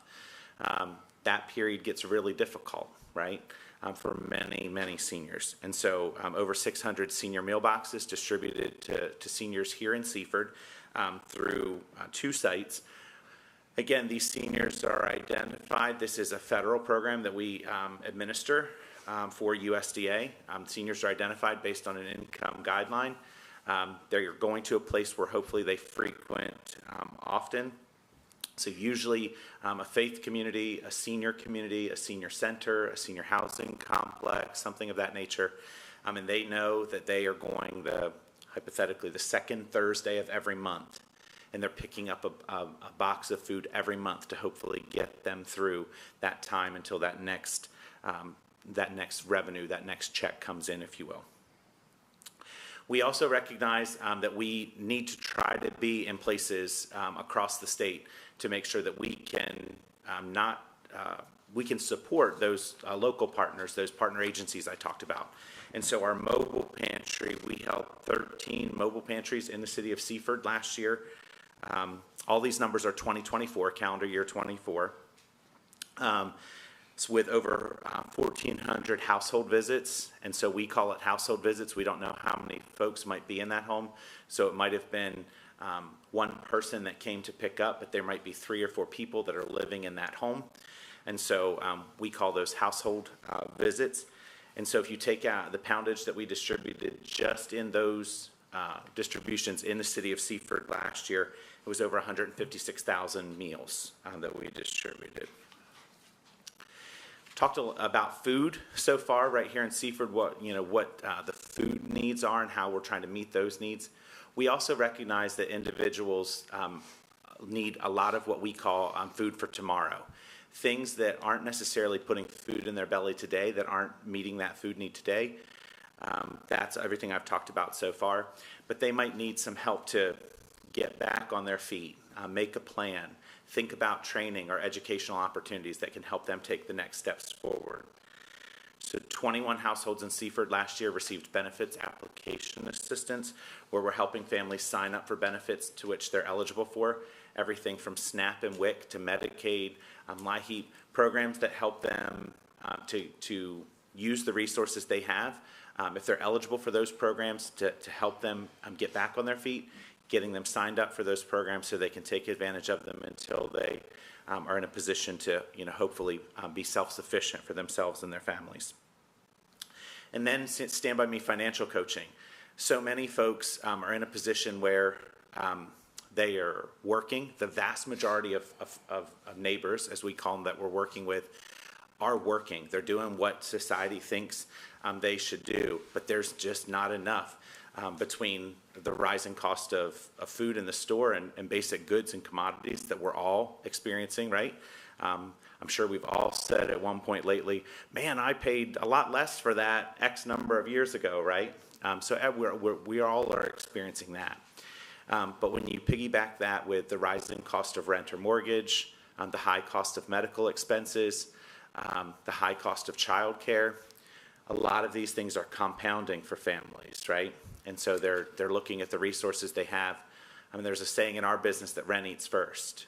And so if there's a household that's thinking about how to keep the roof over their head, how to keep gas in the car to get back and forth to work, the one thing that they normally say, we're going to hold on for a little while, we'll see what we can do, is how much food they're buying at the grocery store, which often results in parents maybe making a decision to not eat as much as they should to provide for their children. And we even are seeing now more often individuals who have a pet, a furry child, who are now making a decision to, that pet is the only thing they have. And so they're making sure that their pet can eat and they're not eating themselves. And so providing Stand By Me financial coaching to help families that might be just thinking about how to do all of the things and how to use the resources they have. We provided 23 residents of Seaford last year with coaching to help them try and think about budgeting and those types of things. Many cases we're seeing families who might be in a position where they need maybe more reliable transportation. I don't want to say it this way in a setting like this, but maybe there's not a job in Seaford that meets the revenue that they need. And so because they only have reliable transportation, they can't get to a job that might pay more. And so maybe in financial coaching, we're helping them think about using resources they have to get more reliable transportation so that they can get a better job and earn more revenue and become self-sufficient. And then finally, we recognize at the food bank that we have a responsibility, right, to train folks if we're able to get jobs. And so we have three workforce development programs actually, where we're training folks with the skills they need to get entry-level jobs, either in the culinary industry or in the warehousing and logistics sector. These provide opportunities for individuals to get training. They come spend 14 weeks with us in the classroom or the kitchen or the classroom in the warehouse, whatever the case may be. And we're providing training for them so that they can get the resources that they need to get a job. Whoa, we got slides moving really fast. There's about 30 slides in my presentation. They're all there for you to look at your convenience. I didn't want to bore you tonight. A lot of good information there, but you can look at that at your convenience. So those workforce development programs are providing opportunities for education. The other sheet that's there on the left-hand side is our statewide efforts. So that gives you some idea of how what we're doing in Seaford fits in to the larger work that we're doing across the state. And then on the right-hand side of your packet is what I'm going to say is the information to share. We know that you are the front line of knowing your communities, the folks on your street, the folks in your ward. And so as you engage with folks, if you've recognized people that might need assistance, there's the first sheet is how we can help, what food resources we can provide, how we can get resources to them. All of our contact information is there. It's English on one side, Spanish on the other, so you can feel free to share that. And then the following sheets are about our workforce development programs. Somebody says, hey, I'd love to get training. I don't know how to do that. They're interested in maybe, if they're interested in the culinary field or warehousing and logistics, send them on up to us. They don't have to worry about transportation. We'll take care of that. The programs are free. So folks are looking for that, level of training. All of them result in credentials. So they'll have credentials and we will help them find employment through those programs as well. So I'll say the right side of the packet is the stuff to share as you kind of go through your community. With that, as I said, the presentation I have tonight is largely for your review at your convenience. My contact information is there, so happy to follow up with you and answer any questions you might have in the days ahead, but if there are some now, I would happy to entertain any questions. All right. Are there any questions from council for Mr. Robinson? Vice Mayor. Just a quick comment that I too had the opportunity to tour your facility through SCAT, and very impressive, and thank you. Very appreciative of what you folks are doing all across the state. So thank you. Thank you very much. Yeah, I'll back that up. I think a lot of us have been there for SCAT. I know our city manager's been there, our director of economic development's been there, and just a marvelous facility. Thank you. Just from an outsider perspective, you wouldn't imagine everything that you got your hands on in that building. The culinary program is phenomenal. The food you have prepared are phenomenal. So if we ever get a chance to go back again, definitely would recommend taking that opportunity. I think you might be there again whenever it's Milford's turn. Just saying, there might be a good chance. We call that a spoiler alert to Mr. Robinson. Yeah. No, but you guys do a phenomenal job, again, providing a much-needed service for our area. Thank you. And I've had a chance to meet some of your teammates. They do a phenomenal job. It's just, thoroughly appreciative of all your efforts. Thank you. We have an incredible team at the food bank, and really blessed with just a whole staff of folks who recognize that it's not our choice or not our position to determine how or why folks are in the position they're in. Our job is to be there to help them, and that's what we want to do. We certainly can't do that without all of you, so thank you for your support both to this point and in the future. Thank you, sir. Thank you. Appreciate it. Okay, going to move on to new business number 2, and I believe our Chief of Police, Marshall Kraft, is here. Mr. Mayor, members of council, city manager. Evening, Chief. Good evening. Thank you for having me tonight. And I'd like to also say that members of our department and our youth academy were at the food bank last year. So thank you. They had a great time. You probably do. They're in session now. And so tonight I'm here to present a traffic recommendation, common measures for East Ivy Drive.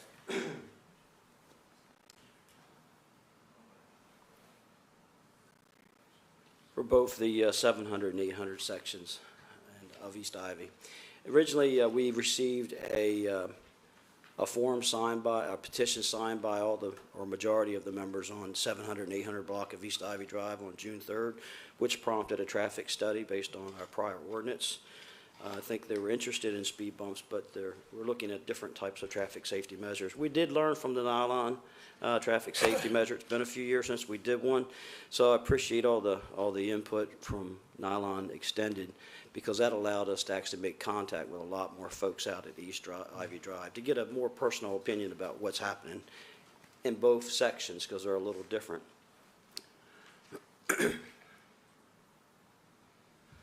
So on a crash study, we did a crash study from June 1st of 23 through June 11th of 2025. And as you can see, there was one crash on East Ivy Drive. It was a hit and run. It actually happened just before or just after, right around the time the petition was submitted, where one of the family members' dog was running at large and ran out in front of a car.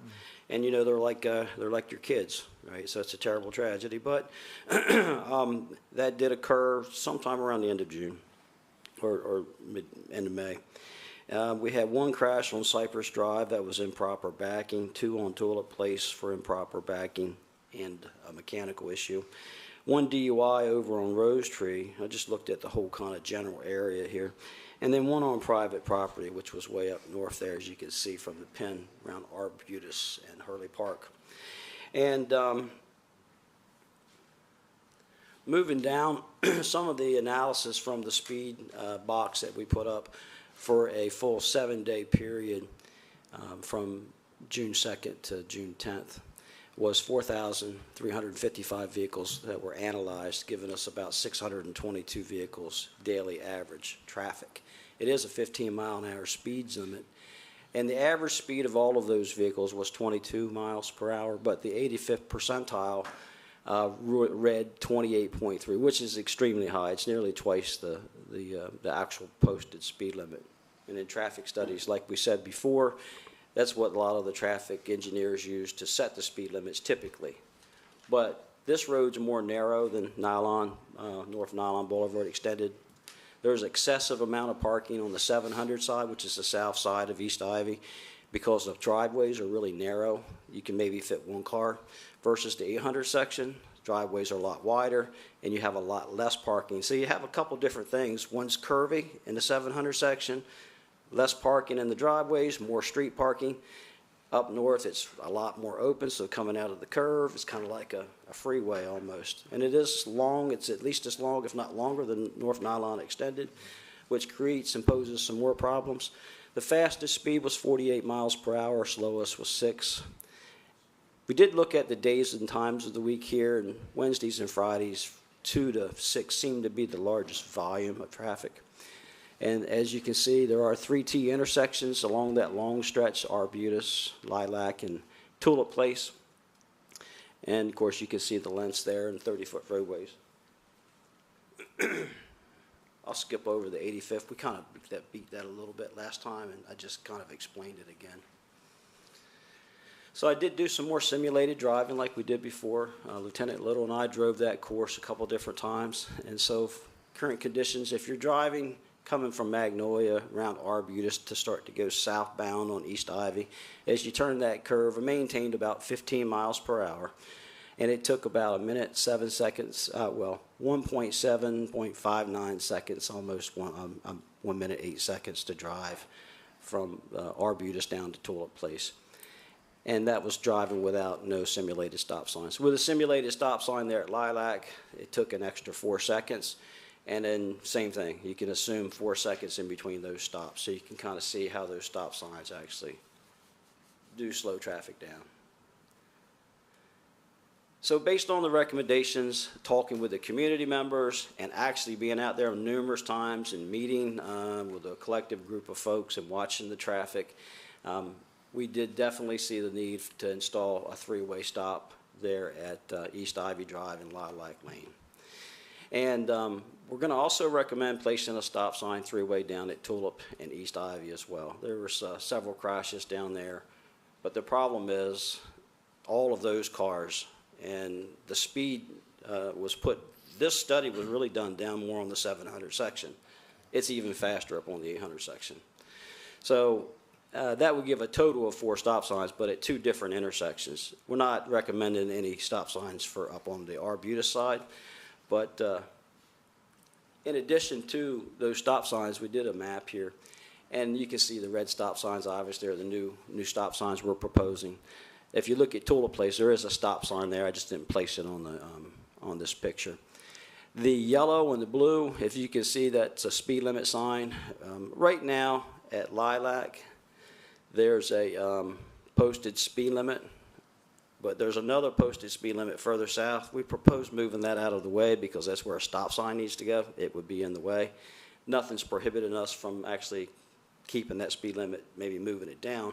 But I would prefer to put the slow, those yellow boxes there, or slow children at play. If you look at Arbutus, if you get a chance to ride down that way, that's a bike path, that Arbutus as you come around, and it's well posted with bike, big yellow sign, slow bike, and I think that's needed desperately down that street. There was one little girl in particular that was just all over the place. I mean, for an hour, and every day I went out there, she was riding the heck out of this little scooter just all over the place. And there were other kids as well. So I think we need to go ahead and post several slow no children signs on East Ivy. There are none currently. And that brings us up to Lilac Lane. There are currently no posted speed limit signs on Lilac. So actually, if you're coming from Hurley Park to East Ivy, if you were to go left or right, there's nothing posted there to tell them what the speed limit is. So we propose putting a posted speed limit on Lilac Lane. That way, you got speed limits coming north and south on East Ivy, and you got it going east and west on Lilac, and there's no excuse for it. Delaware law says that if it's not posted, you have to assume it's 25. That whole area is 15, so we can't really go by that. We got to make sure that it's properly posted. Yes, ma'am. Can I just ask a quick question? The signs that just went up on Nylon, those say 25. Yeah, that's 25, but all of that over on this side. So everything else is 15 except for Nylon is 25? I can't tell you every street over there on the west side. I wrote them, I wrote them all just to double check. Pretty much everything I know from the middle of it going westbound, because that's where I was focusing for this They're all 15. Yeah, Hurley Park Drive probably too. Yep, they're all 15. Yeah, and the reason for it is the roads are so narrow, and when you park cars on both sides of the road, it's very difficult for two cars to pass with two cars parked. That was one of the problems we ran into with Magnolia. But the traffic flow on Magnolia far exceeded both of these combined, and then a lot more on top. I just wanted to make sure that it was accurate that Nylon was supposed to be 25. Oh, absolutely. Nylon probably, it's the minimum speed because of the width Okay, of that the just meant because roadway. everything else is 15. It's the one that's 25. Okay. Yeah. It's because of the width of the roadway. Okay, I just wanted to make sure. Yeah.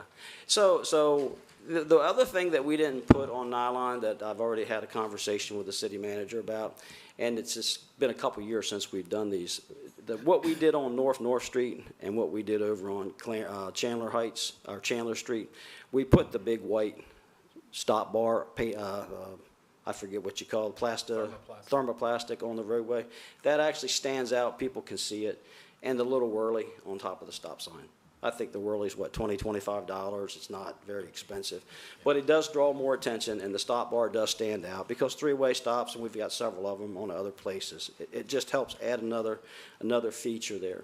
We did move the digital signboards, and they will go on to notify the public there. The last time there was a little communication snafu, we moved them. We've since relocated them again over to East Ivy, flashing the speed limit. And if this is approved tonight, we will change those boards with the new traffic pattern and do some more advertising. And I'll coordinate a little better with Burley. I got to congratulate Burley. Their folks was on it. They didn't play. So thank you, Burley.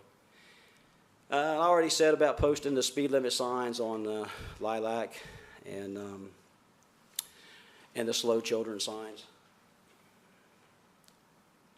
Talked about the speed trailers, the same as before on Nylon. We're already doing it now. We have been issuing, citations and increased presence. And I spoke to Mr. Lee today, as a matter of fact, and he's also thanked us again for noticeable increased patrols over in that area there. Guys are everywhere right now. And that's the enhanced enforcement. And of course, we'll come back in 90 days and take another look. And I had a conversation with the community members about that as well. So that's about really it. About the same. I think we said 2 weeks or less. It was about a week.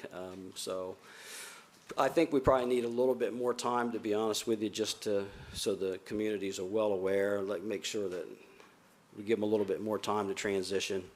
Do some more targeted contact with Mr. Lee and his folks, and have them do a phone tree with their folks that signed the petition and the signboard. So I'd say within 2 weeks we should probably have them up and ready to to go, along with the speed signs and the children at play. And that's all I have for you. Any questions for Chief of Police? Alan Quinn? Just comments. Yes, sir.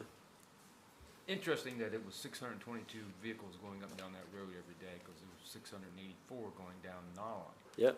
So it's very obvious that the traffic, especially coming off of Stein Highway or coming off of Atlanta Road, they're using these two outlets here to avoid traffic lights or to avoid going there. So what I've seen so far on Nolon is our traffic is definitely slowed down. Good. I have seen a less volume of traffic at this well, so it'd be interesting once the 60-day is up and we do another study to see how much it brings down the traffic flow going down these streets. And as you said, there is quite a few more children on that street over there, Yeah. especially the little girl that rides a scooter all the time. You know what I'm talking about? Yes, she rides it every day. Yeah. So I think, moving forward here, I would like to see us go ahead and try these signs here so we can try to divert some of this traffic that's trying. I'm sorry, what was that? My ears are- I still like to, put these signs up to Oh, yeah. see, to try to divert some of this traffic that's coming off of Stein Highway or off of Atlanta Road that's trying to utilize a quick way to get to where they want to go, and not going through a residential area. There's a reason why Delaware has a section in Title 21 where if you're coming up on a red light, you cut through the gas station parking lot so you can swing around and not have to stop. That's a charge. There's a reason. Well, they're doing the same thing, really. If everyone's trying to cut a second off of their drive time, and they're really just not compliant. And the traffic is picked up, the population's picked up. You have folks that really aren't used to driving in our country or in our city limits as well. So there's a different culture too that we're dealing with as far as, rules of the road. So I think maybe some education maybe from DMV would go a long way as well during the learner permits and things of that nature. And that's going to have to be a conversation on a higher level, I think, with other folks. But I appreciate it, and we're getting a handle on this pretty good. And I've actually sent more data to Charles today. I mean, we're doing a lot around the city, and we've issued a lot of citations in a lot of areas, and traffic crashes are going down in certain areas. I think it's directly because of the presence, the additional staffing. Even though we're not where we need to be, we're better than what we've been in a while, and I think that's starting to reflect in some of the reductions, the increase in DUIs, the proactive policing. So, I mean, you can only do so much, but we're working towards doing a better job, so we appreciate it. And I also want to say thank you to you and your staff, and also Burley staff, getting the signs up and everything. We appreciate that. Yeah, thank you. And good luck with the Virginia Avenue four-way. That's a nightmare. That's Did I say that? No, but June 30th is coming quick. Yeah. We're going to try to put some presents out there for a few days, do the best we can. We'll see. There's lots of advertising. It's well marked. It's posted. It's, there's a lot. It's going to be unveiled Monday, 30th. So. Wow. Can't wait. Thanks for the heads I up. heard Councilman Highland's going to be the first one to drive down the roadway there. Any additional questions for Chief? Okay, if there are no additional questions, I'll accept the motion. Mr. Mayor, I make a motion to approve the recommendation of the Chief of Police, Marshall Kraft, for traffic calming measures to be implemented on East Ivy Drive to address speeding complaints as presented. Okay, we have a motion from Vice Mayor Dan Henderson. Is there a second? Councilwoman Grassett, I second the motion. A second from Councilwoman Grassett, excuse me. All those in favor say aye. Aye. All those opposed? Okay, passes unanimously. Thank you very much. Thank you, Chief. Thank you. Thank you, Chief. All right, new business number 3. All right, Mayor, thank you. As alluded to in Ms. Anger's presentation, Council has in their package a revision proposed to the schedule of fees and rates.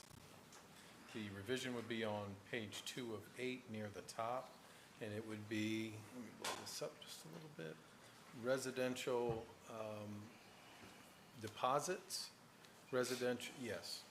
And they would go, residential renter deposits would go from $200 to $300, And then just above that, the additional deposit amount would go from $25 to $50. Just some notes about the timing of this. Because this is going to take some advertisement, the ordinance is going to take some advertisement, and our practice is not going to change until the ordinance is adopted and we're going to move it forward. You will note if council wants to amend this evening on June 24th, it would not take effect until August 1st, but we wanted to put it out there for council. If it is to adopt this, then we can start this out to our customers, letting them know, letting some of the rent management groups know that, hey, these fees are going to go up come August 1st. So we want to give as much advance to our customers as we can to ease any discomfort or any issues that they have.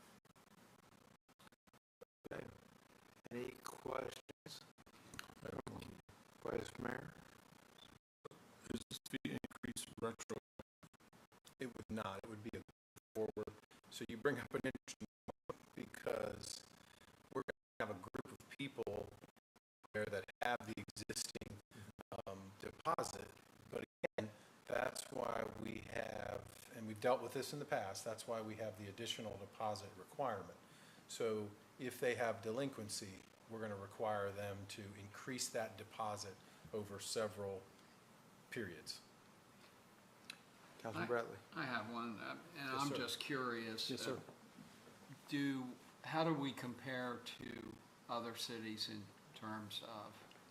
Delinquencies? No, a fee. Rental fees. Yeah, I'm just curious if we're on par with everybody else or not. I would have to defer to Ms. Anger. I think she's looked at that more recently than I have. And it's but- just a matter of curiosity. No, it's a great question, actually.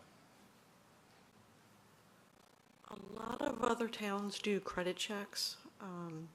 I know there's a couple of towns, their meter deposit is $500. We're actually on the lower end right now. Yeah, well, that's what I was interested in. And our internal discussions, if I might add, our internal discussions with the Director of Finance have been, we may need to increase this over time. We're not sure the magnitude of some of these bills based on these new procedures, not being able to cut off for 2 months. We can't cut off over the holidays, the Christmas holiday. You know, if you're in a period like we are now, where you have, I mean, literally, we have people with $400, $500, $600, $700 bills, and if they go 2 months, Yeah. you know, Well, and I It's can gonna be hard. understand, you know, having Christmas lights on during the season and whatnot. yeah, and nobody I'm wants. being sarcastic. Well, nobody wants to Okay. get their Christmas. Nobody wants that to happen over Christmas. But we could. Well, it's December 21st to January 1st, you can't do it. Right. Right. Correct. Right, that's Yeah, my you're- point. Yeah. So there's. Let it roll? Yeah. Let it roll. Yeah, and we don't want people to rack up such bills that they almost have no alternative but to leave our lines rather than pay the bills. We don't want to get stuck with delinquencies. We're obviously going to make payment arrangements. We're going to work with them. But in Ms. Anger's presentation, you know, she pointed out basically it's only normal operations for about 3 months a year now. So. Right, and I mean, we've been through COVID. We know what happened with COVID when we weren't allowed to disconnect. People just didn't pay their bill. We did payment plans through that time, so we have some experience with that, you know. Really, the Christmas, the December 21st to the January 1st really doesn't affect us because we do disconnects after the 5th of the month. Okay, So- thank you. And I totally understand, you know, every action involves an equal and opposite reaction in terms of what the city has to do to protect themselves, more or less. Yeah, and really, not to belabor the discussion, you know, all of this helps us keep our rates as low as possible. Because if our delinquencies rise, we have to raise our rate to cover that delinquency, so. And we're seeing it in our 10% increase in auto insurance this past year, so Yep. I totally get it. Okay, do we have any additional questions on new business number 3? If there are no questions, I'll accept the motion. Councilman Holland, Mr. Mayor, I make the motion to approve the revision to the fee and rate schedule that would increase the residential rental customer deposit charge to $300 and additional deposit to $50. Okay, we have a motion from Councilman Holland. Is there a second? Councilman Quillen, I'll second.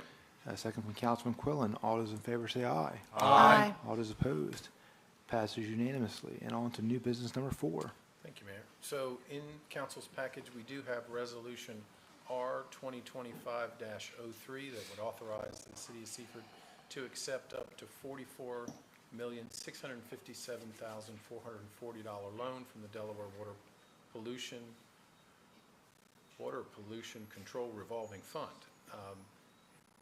We've talked about this. This is a resolution that is required in accordance with Section 35I of the city charter. The council's allowed to authorize this after 2 public hearings, the second of which occurred this evening. It will require, to proceed, it would require an affirmative vote by all 5 members of council. Certainly, the Director of Public Works, our city engineer is here, and myself, we can try to answer any questions related to the resolution or the project that the council might have. Okay. Are there any questions from council? Okay, I guess I got a point of order question. Since you need a unanimous vote, do we need to do a roll call for this one? A roll call would not hurt, sir. Okay. If there are no additional questions, at this time, I'll start a roll call vote with Vice Mayor Dan Henderson. Based on the facts presented, I vote yes.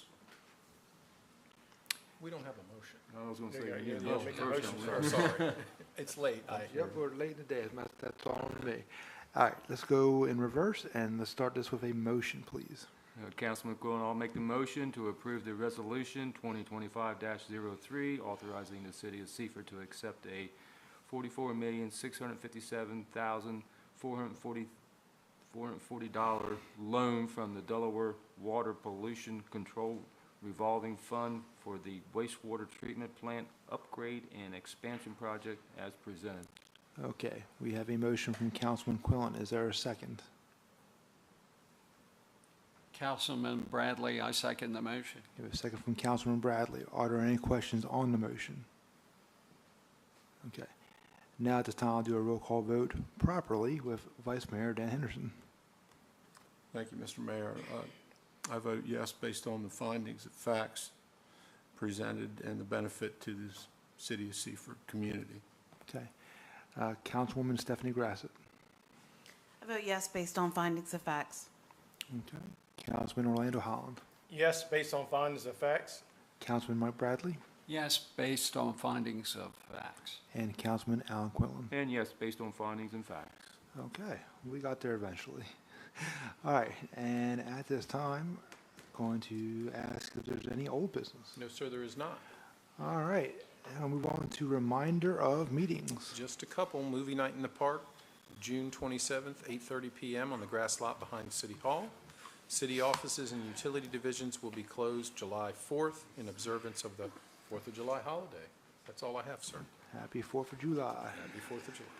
All right, we're going to our liaison reports with the Code, Parks, and Recreation, and Councilwoman Stephanie Grassett.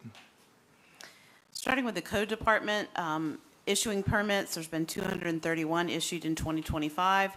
1,832 rental license units have been issued. They have been issuing late fees, completing inspections, and doing violation inspections throughout the city. As far as the large projects that we have, there's not been a lot of change in the past 2 weeks. Still have 40 lots in Phase 4. Those permits have been issued to Ryan Homes from Muirfield 1, Phase 4. There are still 2 lots remaining for construction in Bel Air Single Family. Still waiting for an inspection and working on a possible first lease at the Western Sussex Business Campus. And Nylon Capital demolition is still continuing.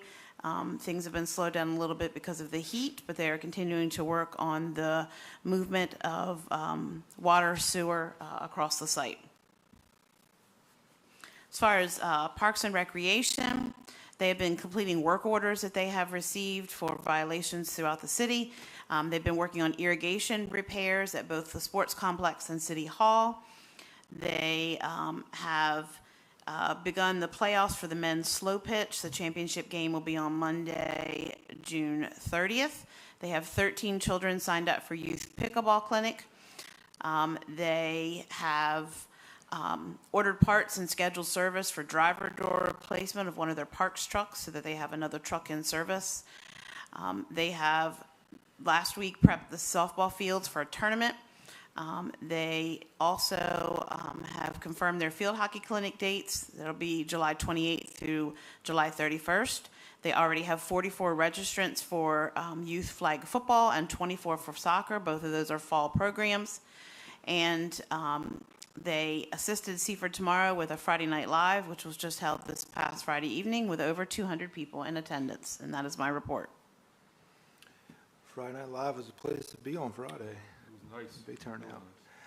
I'm going to move over to Police and Fire and Vice Mayor Dan Henderson.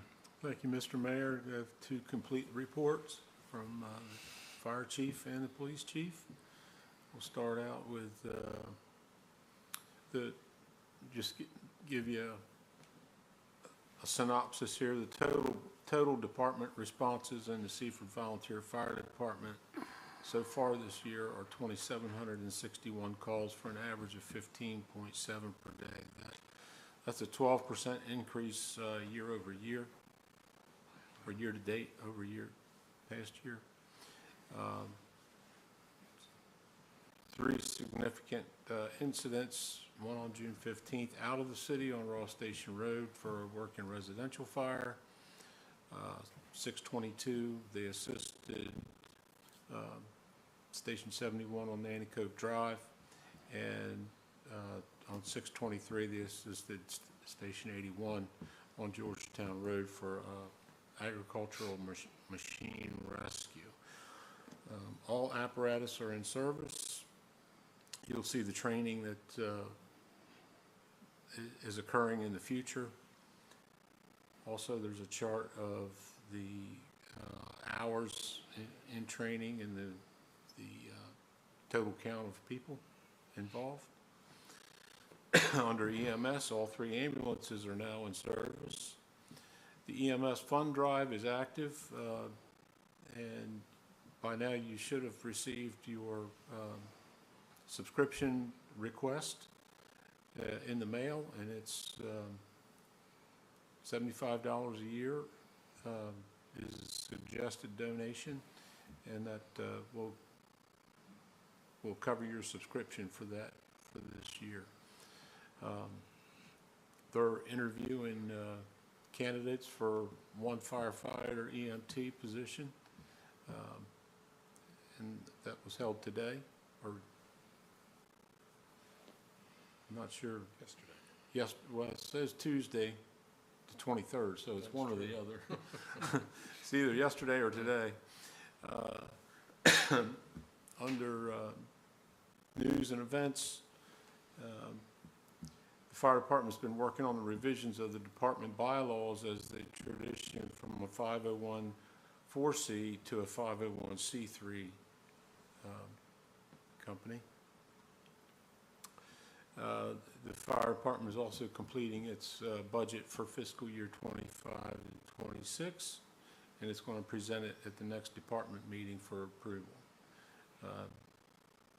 And Tanker 87 assisted Little League, the Nanticoke Little League, with the end of season celebration. Did you guys get wet? McCoy kids were in full attendance. Very good. All right, so moving on to the police department, you'll see the chart with the columns of previous years and the present year. Total complaints this year, 5412. Moving on down the column, under all crimes, there's 144 all crimes with the distribution between felony, misdemeanor, violation, civil, and other. An 85% clearance rate, which is about normal.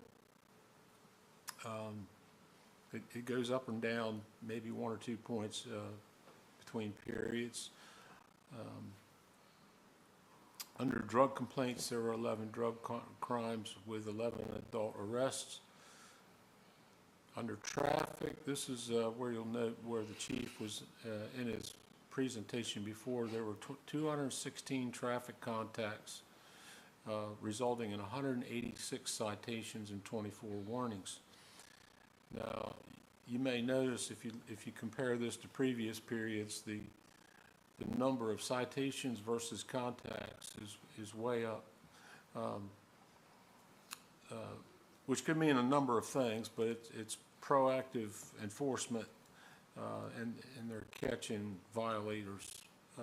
So that's a good thing. That's helping to keep the streets safer and maybe get the crash count down. So there were two two DUIs during the period, 22 crashes, 9 non-reportable and 13 reportable, 3 hit and run accidents, no bike or pedestrian accidents during this period, and you'll see a number of significant events posted there. And under community events,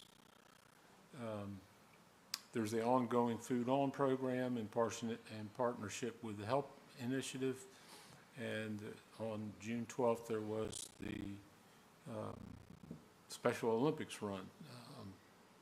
Officers James, Palm, Levis, Yost, Blake, and Bromley all participated in that torch run. So under training, the SPEAR team training is ongoing for twice every month, and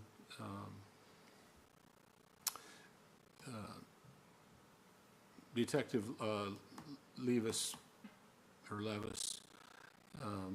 did interview and interrogation training over the period. That concludes my report, but I would like to say, I would like to thank Representative Short. You'll see that he hosted us at Legislative Hall last Wednesday on the 18th.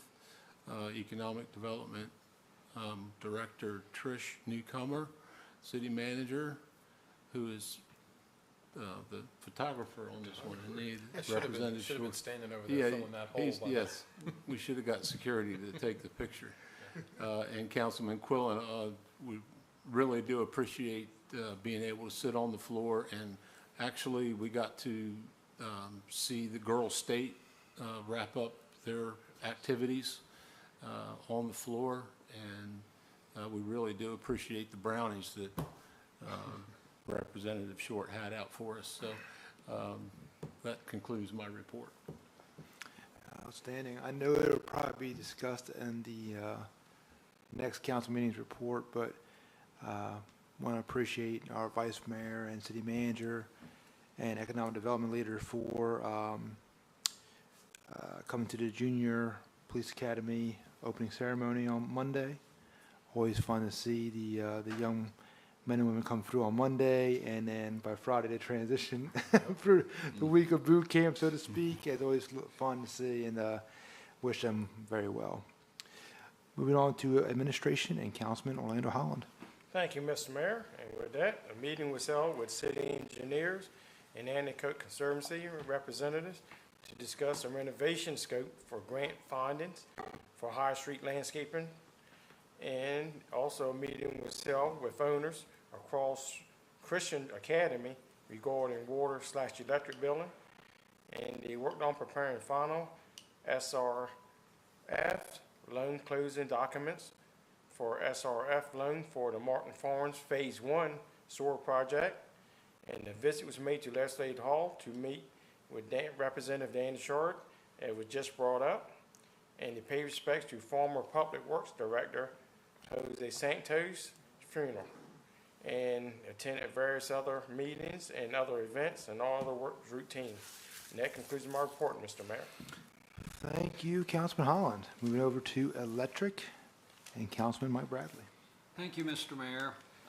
The crew worked on, with Verizon for a pole change on Cypress.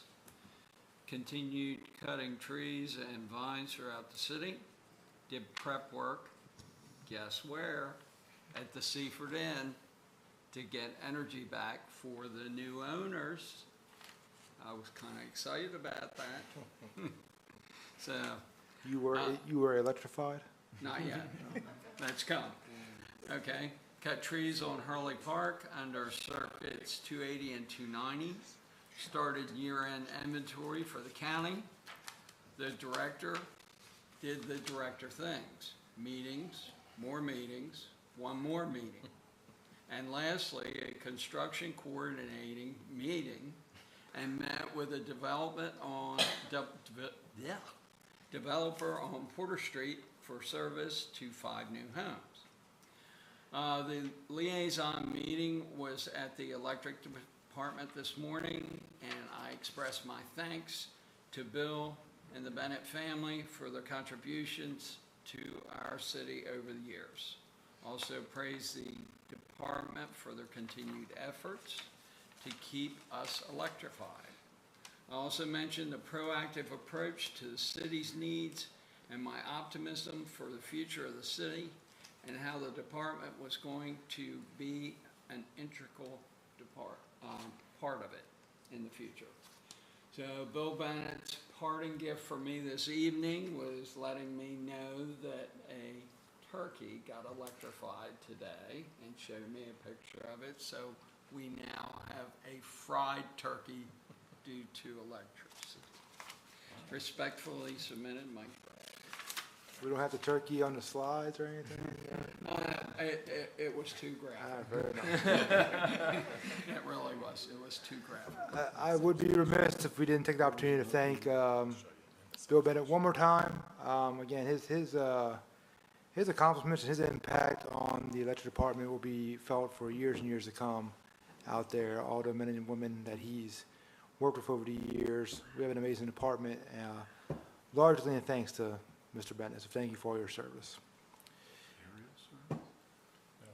And over to our Councilman, Alan Clone, for Public Works and Wastewater Treatment Facility. All righty, thank you, Mr. Mayor. I'll start off with Public Works. Perform property cleanups and board ups, level stone alleys in the residential areas, install stop signs on Nylon Boulevard, planning curb painting in Muirfield, start lot paving in Love Inc. on this week, perform equipment maintenance, cleaned and stocked trucks, repaired water meters, performed all routine tasks throughout the week.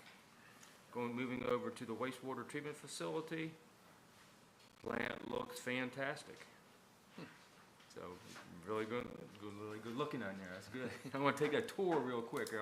I'm going to get with Burley. He's going to give me a tour in the next couple of weeks here. So I'm getting excited about that. I think I'm getting set up for a Monday tour. That's what I think I'm getting set up for. Dewatering, poly performance is a bit tricky at this to dial in right now, so they're experiencing some issues with that right now. Work with all new vendor to get better price on aluminum. Also looking into their magnesium hydroxide products as a alternative to caustic and analytic control. Removed all worn Lovejoy spiders and couplings on annex mixers. 2 Verizon phone lines down for 5 days. Created issue for the alarm dialer. Looking into a low-cost alternative backup system. Pulled anoxic mixer gearbox on train 3 and sent for evaluation for repairs.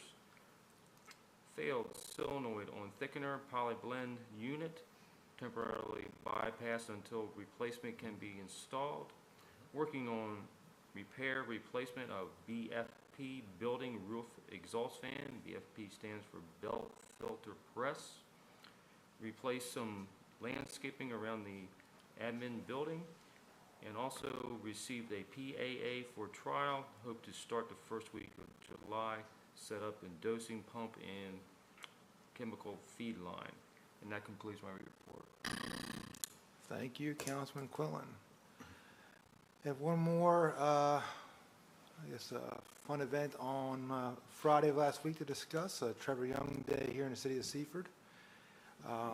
This idea originally came up because, I'd seen other cities and towns across our country do events like this and give out keys to the city and nominate days for on people's behalf. And I thought, why not Seaford? And we chose Trevor Young. He's a local musician, is just a kid from Seaford, and he has now become a Grammy award-winning artist. Some of the visuals you'll see are from this past Friday. Trevor was here for the day, brought his family, Councilman Quillen, myself, a couple other local dignitaries were in the area, but just a fun event. Ended up being pretty well attended. I was a little nervous about 10 minutes beforehand, but everybody came out, kind of flocked in, and it was a good time. And I know Trevor really appreciated it. And I think it's important to recognize people from our city, from our area, who do remarkable things. We don't have to be the biggest city in the world to do some big things. So hopefully this is the first of some more of these. So with that, I'll set the motion to adjourn. So moved, Councilman Quillen. Okay, we have a motion from Councilman Quillen. Is there a second? Councilman Holland, I'll second that motion. We have a second from Councilman Holland. All those in favor say aye. Aye. All those opposed? Okay, we are out of here. Good night.